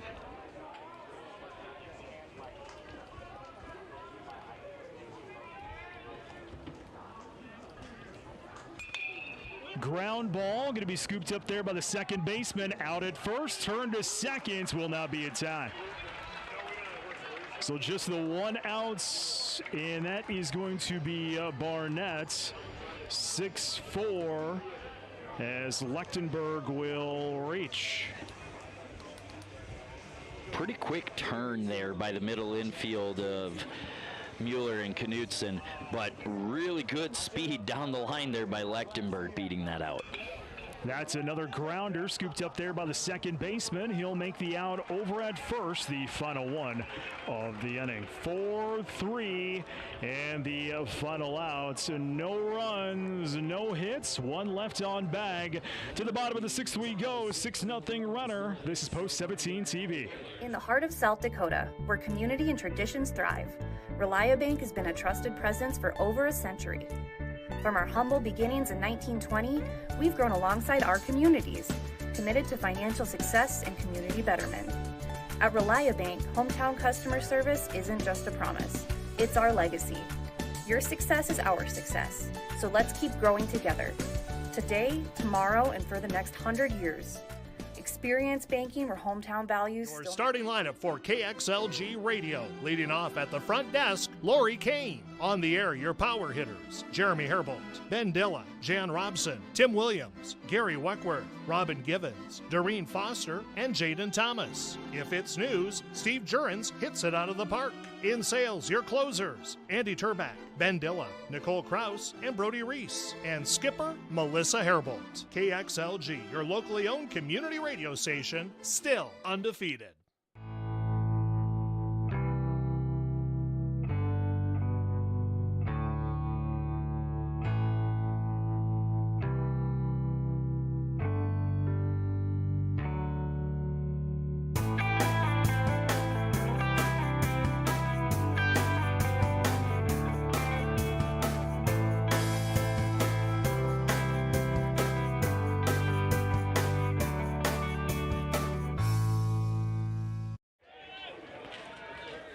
Bottom of the sixth inning, 6-0 in favor of Renner. We'll go back up here to the top of the order. It'll be Knutson, Mueller, and Carroll. First pitch goes down for a strike. Action going on in the Renner bullpen right now as that pitch goes down for a ball. 1-1. Knutson down on strikes looking last time, so going to look to put together a at least productive at-bat in getting the ball in play. Ball the call there, 2-1.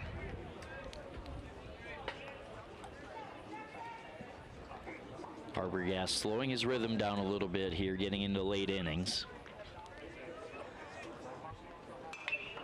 Popped up and we'll go foul. I was almost going to collect an extra couple of bucks there, and the thing bounced back into the field. It's still $1 now. Since we're in the state tournament, I think it'd be $2. A little more expensive, a little more money for those state tournament balls. That one's going to go down for a ball. 3-2, full count here to Knutson. If you're Brandon Valley, you need base runners any way possible. A little patience here and getting a walk isn't the worst thing in the world. Ball 4. So base on balls issued here to Knutson. And Brandon's got a man aboard in the bottom of the sixth inning. And right down here below us, looks like Renner's getting an arm at least up and warming. I don't know about completely loose, but it looks like number 9 and number 42 just starting to play some catch.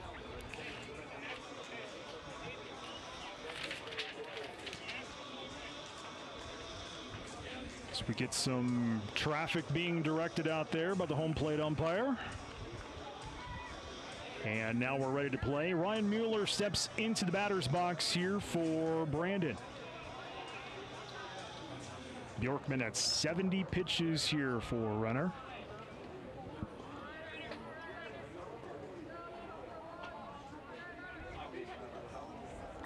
Mueller, really the catalyst for that fourth inning where they got things kind of started here. So with a runner on, if he can find a way to, again, kind of get things kick-started, Brandon may be able to start scratching back. Popped up, it's playable here for the infield as coming over from third, grabbing it, will be Moffitt.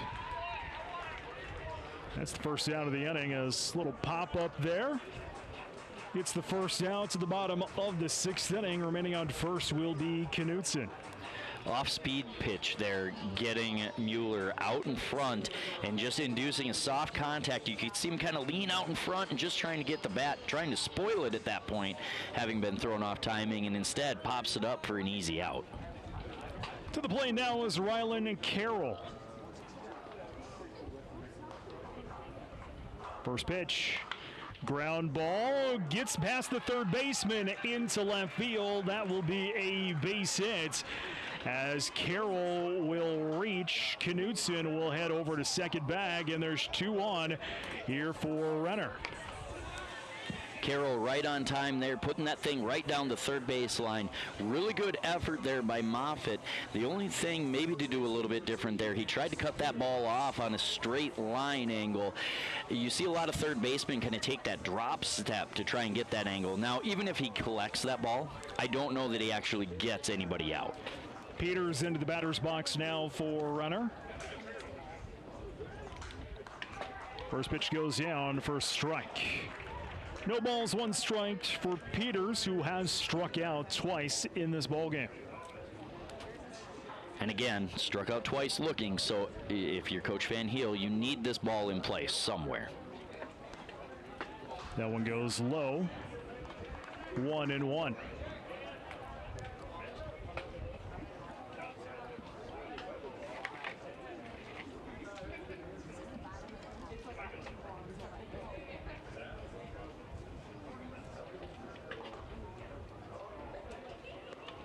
That one's up high.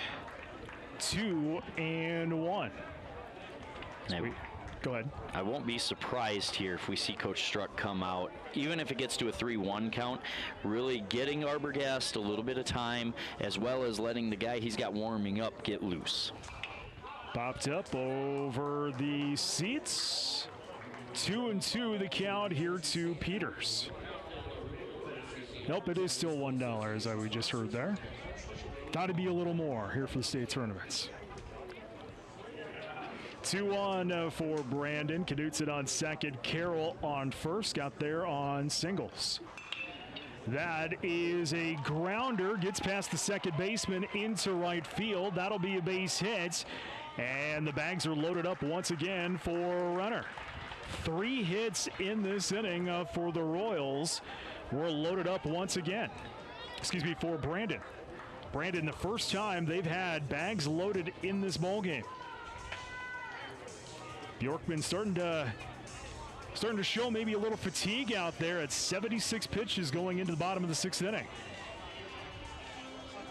It looks like Coach Struck out here giving a little bit of defense adjustment here. And some classic signs from Bjorkman on the fatigue. He's starting to slow down in between each pitch to collect himself.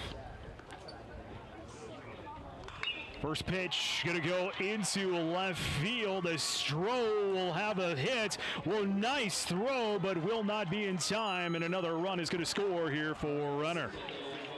So Stroh will have the RBI, sending in Knudsen. 7-0 Renner.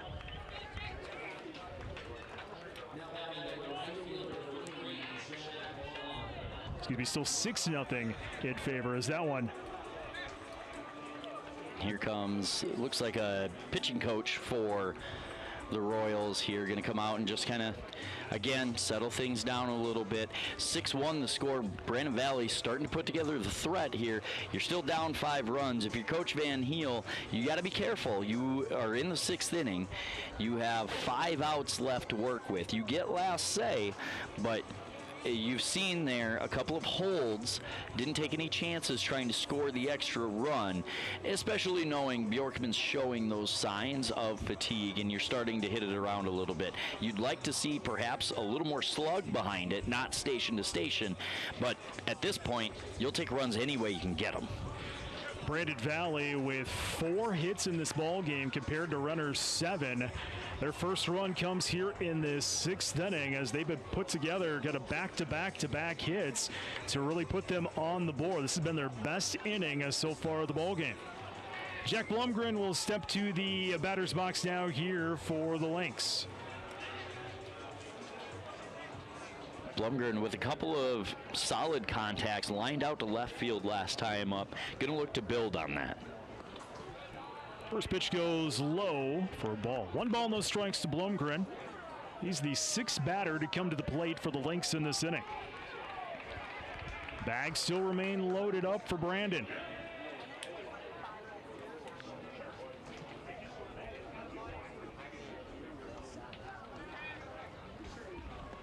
Swung on and missed.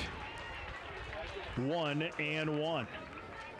And it looks like for the Royals, number 42, Parker Schilt, is probably going to come into the game. I wouldn't be surprised if this is Bjorkman's last batter.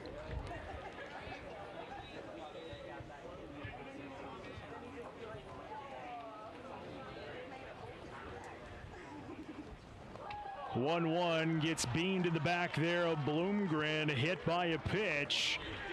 And that's going to walk in another run as Carroll will come in. 6-2, Renner still with the lead, but Brandon attacking on 2 here in the bottom of the 6th.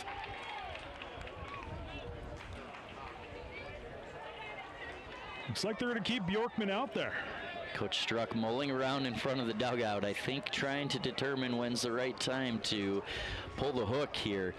If you are Blumgren, you don't feel great about having been hit there, but it hurts a little bit less when you get the RBI out of it.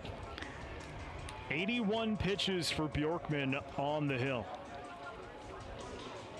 And it looks like he is going to remain out there. To the plates now is Mason Veld, who's gone 0 for 2 on the afternoon.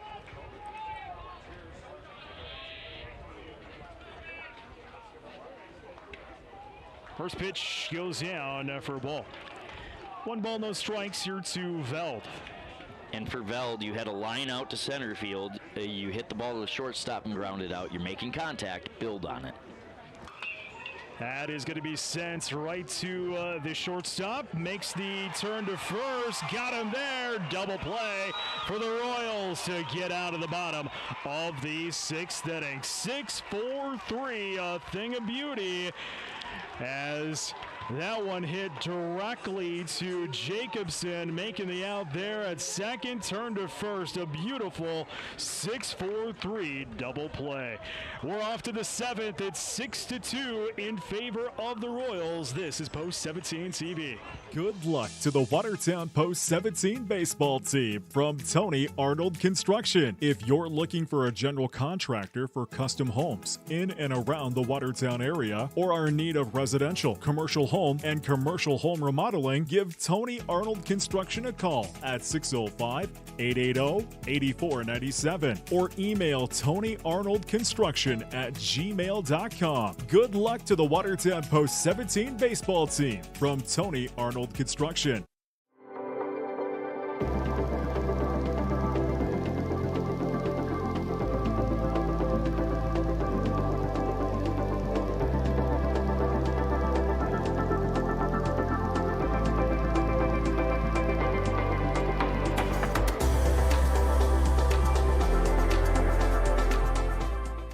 Baseball fans, stop into the Wheel Inn for some home-cooked food. Open 7 days a week, serving breakfast, lunch, and dinner with the best staff in town. Plus, online ordering is available. Visit WatertownWheelIn.com to order your favorites. Come to the Wheel Inn before or after the game for your home-cooked favorites. Open daily, 6 a.m. to 8 p.m. on Highway 20 in Watertown. Good luck to the Watertown Arrows in the State A Legion Tournament from the staff at the Wheel Inn.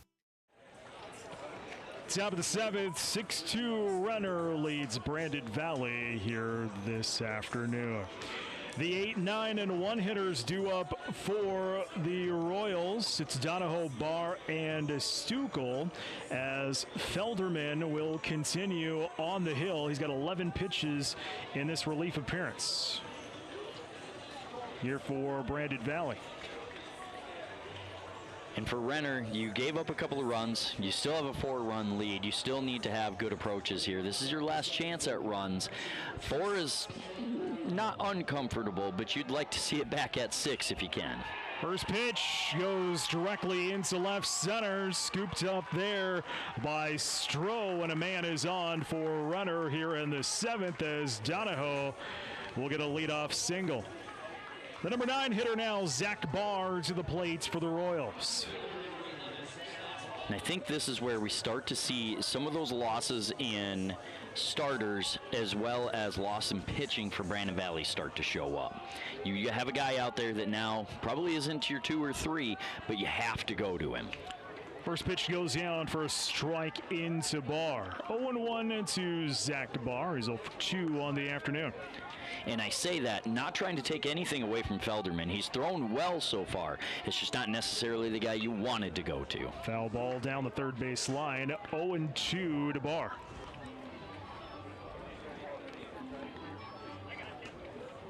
Barr all over that pitch, hooking it just foul of the third base bag. So if he can find a way to straighten it out, there's probably a base hit waiting for him.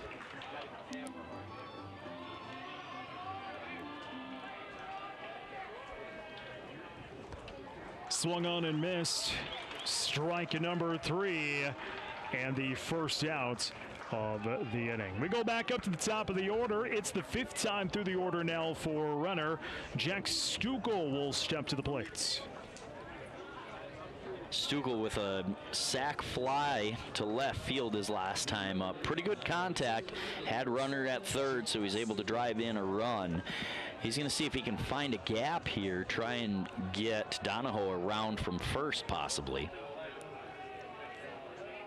First pitch popped up, and we'll go foul. Is it going to get us? No, it won't. Not even close. The hard part is we got this nice canopy tent here. Kept us out of the sun. But yeah, a ball like that, you just hope it doesn't come through the top. We're just kind of hoping the canopy holds. We're not in kind of our normal press box here. We're actually over by the football press box as that pitch goes out for a ball. 1-1 to Stukel.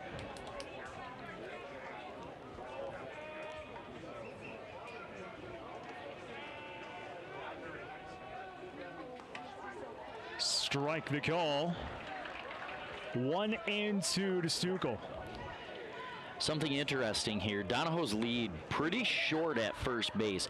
So either they know Felderman has a relatively good move, or Donahoe really communicating, I don't intend to really try and take a base at this point. Felderman going to step off. Now step back on. Checks out the runner at first. 1-2. Fouled into the backstop. Count still remains at 1-2. No, did get him. All right, strike number 3 and the second out of the inning. Well, send to the plate, Rylan Arbogast. Really good job there by Veld of that foul tip, getting the glove on it and squeezing it, ensuring that you get Stukel down on strikes there and that at-bat doesn't continue. So Arbogast steps in. First pitch popped up down the third base line and will drop foul. 0-1 here to Arbogast. 2 for 4 on the afternoon. Double back at the 5th, single on the 3rd. Carroll able to get him looking in the first inning, but since then, like you said, single in the 3rd. He had a ground ball to third base in the 4th. So again, a lot of contact there, and then the grounds rule double in the 5th. Low that time. 1-1.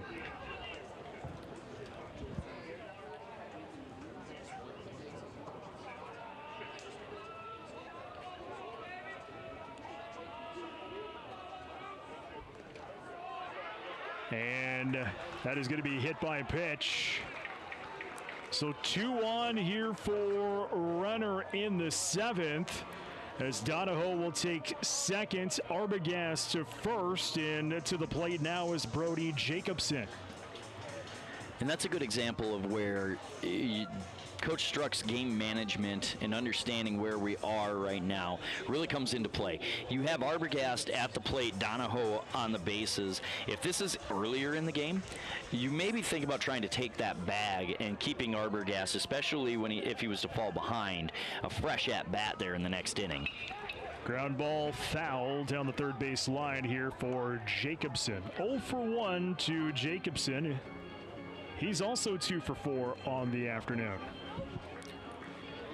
And so given that it's the 7th inning, there's probably not another at-bat coming for Arbogast, and so choosing not to run there is probably the right call. That one's low. 1-1 the count.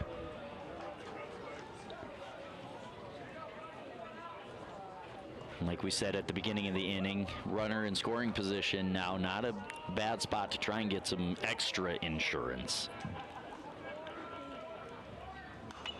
Popped up into the nets. 1-2 here to Jacobson. 2 away, top of the 7th inning. 6-2 Renner. The defending champions trying to move on to take on a rapid 3:20 in the 4 o'clock game tomorrow afternoon. And Brandon Valley staring down the possibility of having to play 22. That one goes low, 2-2. This is how it went last year, too. Is Rapid 22 lost, I believe, on day 2. Ended up going through the losers brackets in the 24 tournaments, and that was, one of the things you didn't want to see. But a red-hot Brookings team ended up taking them out and ended up actually going to the championship game.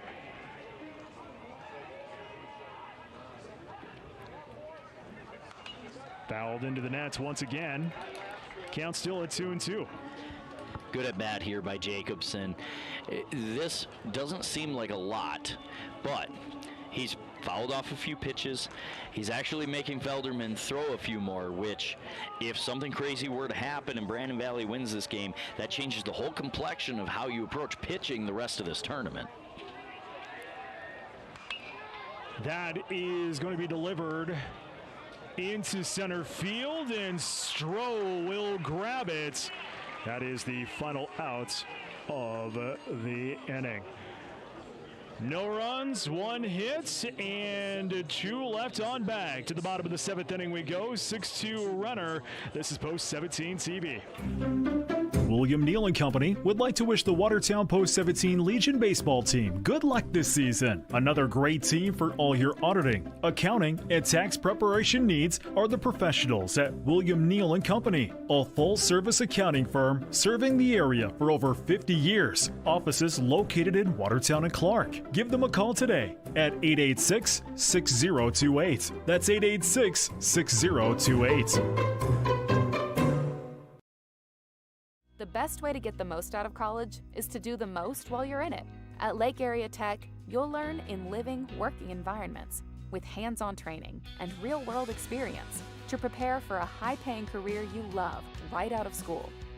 From the moment you step on campus until you're one of our graduate success stories, when you start something here, you'll get an education you can really put to work and the best return on your investment. Lake Area Tech, the start of something new. Glacier Lakes Power Sports and Golf is your indoor golf destination in Watertown, South Dakota. We have 4 golf simulators available to rent 7 days a week. Call us at 605-954-4080 to reserve your time or visit our website at glpowersports.com. Bjorkman and Company trying to close this one out to the bottom of the 7th inning, leading Brandon Valley 6-2. It'll be Felderman, Severin, and Knudsen due up here for Renner in this half inning of work. Bjorkman at 83 pitches here for Renner. And if you're Bjorkman, you're trying to make sure you get through this inning in less than 22 pitches at this point at 83 already. You can start that last batter prior to 105 and then go over as long as it's in that at-bat. Right now for Bjorkman, 6 Ks, 2 walks. That's a really good ratio. I don't think he's going to be looking to strike too many guys out this inning. I think really it's about getting efficient, getting in the zone, and trying to do some soft contact to get out of here as quickly as possible. So Felderman will step in as he'll send that one foul down the first base line. Actually, Smart, is in there. So Smart in the number 8 hole here for Brandon. That pitch going to go down for a ball. 1-1 to Smart.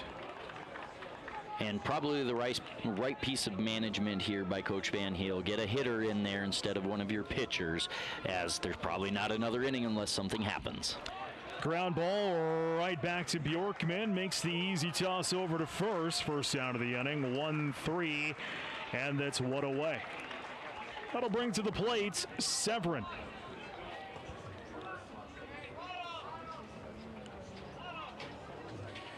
And if you're Coach Struck, this is probably the ideal scenario. You didn't have to bring in another pitcher. You used just one guy, and you're going to end up on the winning side of the bracket at this point. First pitch goes down for a ball. 1 ball, no strikes here to Severin, the number 9 hitter for Brandon.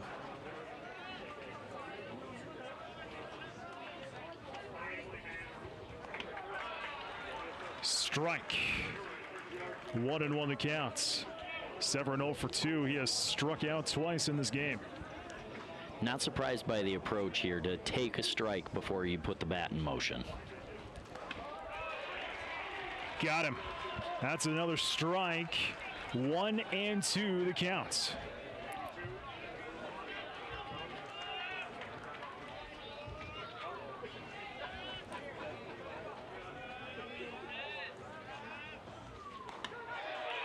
Strike number 3, rung him up.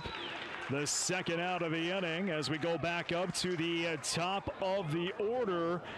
And it's going to come down to Knudsen. He is the last hope here for Brandon as they are down to their last outs in the bottom of the 7th inning.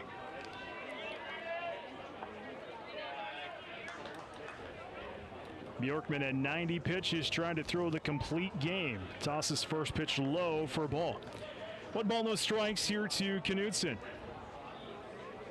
If you're Brandon Valley, you have, of the 7 Ks, 6 are looking. You probably need to adjust your plate coverage. Ball there. 2 balls, no strikes to Knudsen.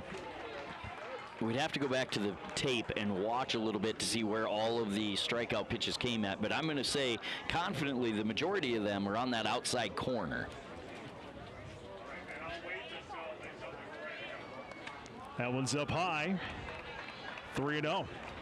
And so at that point, when you know, number 1, the umpire is willing to call that corner, and then number 2, Bjorkman is tough enough and skilled enough to throw that pitch there and make sure that he gets that call, you have to start covering that just a little bit harder.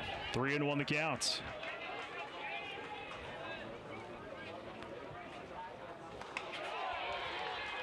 Strike. Full count now to Knudsen. 2 away, bottom of the 7th inning. Bjorkman trying to close this one out. Did he get him to chase? He did not. Ball 4. So base on balls, and Brandon will have a man on. And to the plate now is Ryder Mueller. That second strike for Bjorkman, it had a little extra giddy up to it. I think he is feeling the closeout here a little bit for the complete game, so he's getting a little extra gas behind it. Didn't get the chase, but he gets the opportunity here to keep trying to finish this game. First pitch. That is going to be delivered foul down the third base line. 0-1 here to Mueller. And when we say foul, I mean inches. It was not, if it was a foot, I'd be surprised. Now, again, consider our angle, but that ball was pretty close. Brandon Valley down to their last outs. Smart grounded out. Severin struck out. Knudsen reached on a base on balls. Mueller with an 0-1 count.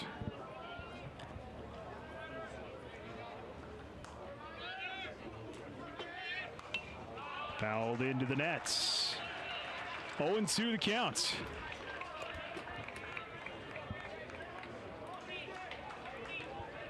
Mueller going to take a little bit of a stroll down to their last strike. Brandon Valley trying to find a way to put something together here.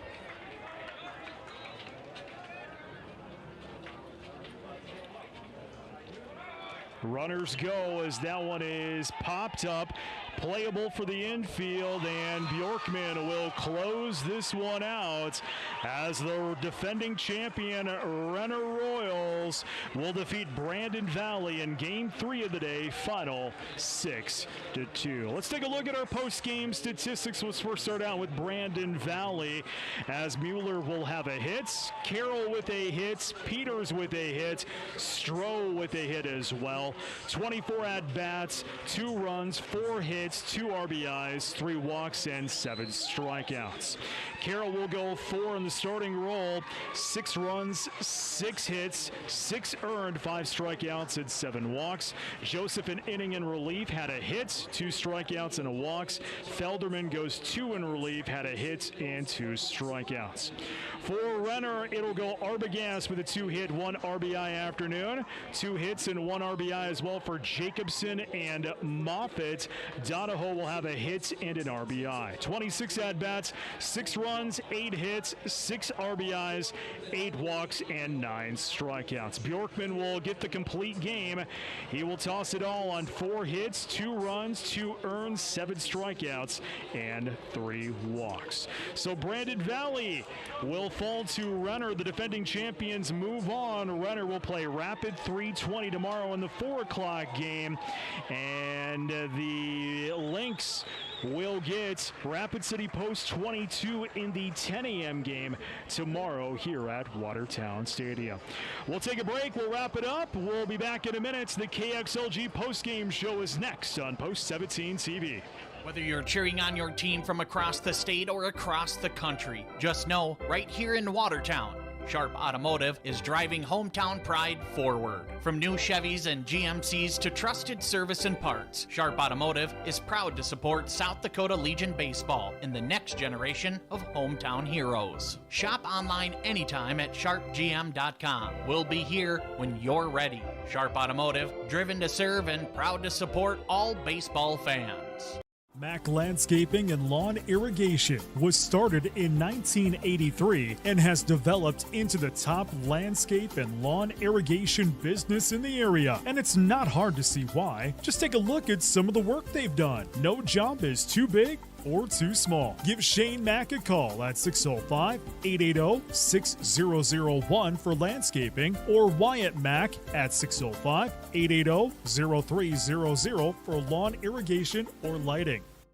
At Active Heating, you could say we specialize in comfort, heating and air conditioning, plumbing, air and water quality. Active Heating is ready.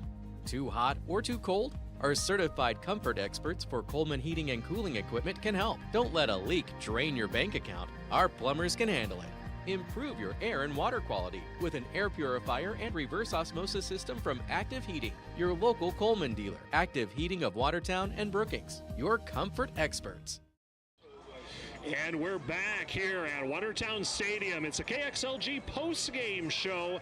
Wow, what another game. Final score 6-2. Renner Post 307. The Royals upsetting the number 4 seed Brandon Valley Post 131. The Lynx. We're going to get the coach and player coming up here in the winning team, but let's bring back in here into the mix. We got Roger Merriam, 2-time Hall of Famer, Watertown Public Opinion. Yeah, 2-time Hall of Famer. And we also have Gary Weckworth, of course, joining us. Roger, what? 6'5" Gary. Yeah. Everybody always wants to ask, how tall is Gary? 6'5". Please understand that. I'm not in the Hall of Fame, so I can't. I don't have that. Let's talk to the Hall of Famer, Roger Merriam. Roger, tell us, what did you think of that game? Another awesome performance. Good pitching performance, really, for Renner. And you know, Brandon Valley, Carroll started, and he kind of looked like he had little wild stints, and Renner picked up a couple runs and then added a couple more to it. But a good job by Renner's pitcher, Bjorkman. He was pretty much in control most of the game. Yeah, pitched the whole game. Now, Gary, before we get the player in here, these two teams split. This seems like a series that, you know, either team could take any time during the year. I think so. It's pretty close. I mean, you know, both teams obviously can put the bat on the ball. So, but there's a defense. Renner got players in scoring position. They got guys on base. They're able to move them in, and then pitching obviously finished the deal. Speaking of finished, let's bring in. This is Jackson Bjorklund. What's going on? Yeah, Bjorkman. All right, sorry. This is all awkward now because I don't have the microphone anymore. Jackson. Okay, talk about your game today. When you started, how did you feel? And then talk about how the game went on. Did you feel better? Did you loosen up a little bit more? What was going on? I mean, obviously to start the game, things are a little tense. But, I mean, as you get the ball thrown, you start to loosen up. And we got some guys to do some jobs on the offensive part. And we got some good defensive plays at the end there. Let's talk about the double play in the 6th. How big was that? That was huge. You probably saw my reaction. I was pretty fired up after that. So good job. Congratulations on the win today. Nice job to go the distance. Thank you very much. I appreciate it. All right, thanks, buddy. Good work. Good work. Hey! Teammates are pretty happy with that performance by Jackson Bjorkman. Again, Renner Post 307, 6-2 win. The 5 seed over the 4 seed. That's a third straight game where we've seen the upset here today. And now let's bring in the 2-time Hall of Famer Roger Merriam to interview the winning coach. Who's from Huron? Who's from Huron? His dad is, right? Yep. Which one is it, Mark? My dad is Mark, yes. He's a Huron alum. So, well, I know their stepdad, Dan, coached at went to Huron from Montrose and coached. But one of these days, it doesn't really matter the seeds. 3 lower seeds all won, but this was a 4-5 matchup. Kind of had a feeling it was going to be a close game, right? Yeah, we went into today with a lot of confidence, but also kind of a chip on our shoulder. A lot of my kids are Sioux Falls O'Gorman kids, and in the spring season, when we were playing Brandon Valley, we had them down to their last out with a 4-run lead. And ended up getting beat in that quarterfinal game of the spring state tournament. So a lot of these guys, when we saw Brandon on the schedule for the state tournament, we were really excited. And I'm really happy for Jackson Bjorkman, especially because he was on the end of the 2-out rally from Brandon Valley in the spring season. So this is a really cool moment for him, and that's one of those where we could have taken him out with pitch count and tried to be cautious about plans for later in the state tournament, but you have to win game one. And we're going to trust our senior to get it done, and he did. And is he the ace, or is Arbogast the ace? We rolled with Bjorkman about a week ago, where we kind of liked having Rylan as an option for a game 2. But I think that when we have Bjorkman pitching, we have a really solid infield, and we knew that Brandon was going to hit the ball well, and they're going to put balls on the ground. In this game, we saw a lot of ground balls early on in the game, and it really helps to have our infield, I think, at our best peak when Bjorkman's pitching, and we kept some balls on the ground and kept them in play and got outs, and that was huge for us. Just the start early, good defense. The bats came alive. They've been coming alive late in the season, so it's really encouraging to see. As a coach in a tournament like this, you worry about, we're beat because of who we play or whatever. And so far, 3 games, you get just a total idea that anything can happen, right? Yeah, that was kind of the talking point going into this tournament. Is before the regions even started, we said the 3rd seed through the 12th seed was kind of up for grabs. We didn't really know. A lot of them every team had kind of beaten each other up. And then, we kind of looked at Yankton and Post 22, and we thought, they should be able to take care of business. And, that's the nature of the state tournament, is that you're going to get everyone's best shot. Those lower seeds are playing free with no pressure. And today we saw 2 upsets, and we kind of got into the dugout and said, hey, let's make it 3. All right, nice job. Wonderful job. A big game there. And again, Renner Post number 307, the Royals, with a 6-2 win over Brandon Valley Post number 131, the Lynx. A 3rd straight game where you've seen the lower seed prevail. Coming up next year in just a little bit, we're going to have Watertown and Pierre, the last game of day number 1. We'll be back with more with that and the pregame coming up shortly. And you're listening, or actually watching. See, I'm a radio guy. You're watching. You're watching the Post 17 KXLG postgame show. We'll see you in a little bit. You've been watching coverage of the 2025 Class A American Legion Baseball Tournament on Post 17 TV. This has been a presentation of the Watertown Baseball Association in partnership with Aero TV and KXLG Radio. Like and subscribe to follow more of the purple and golds.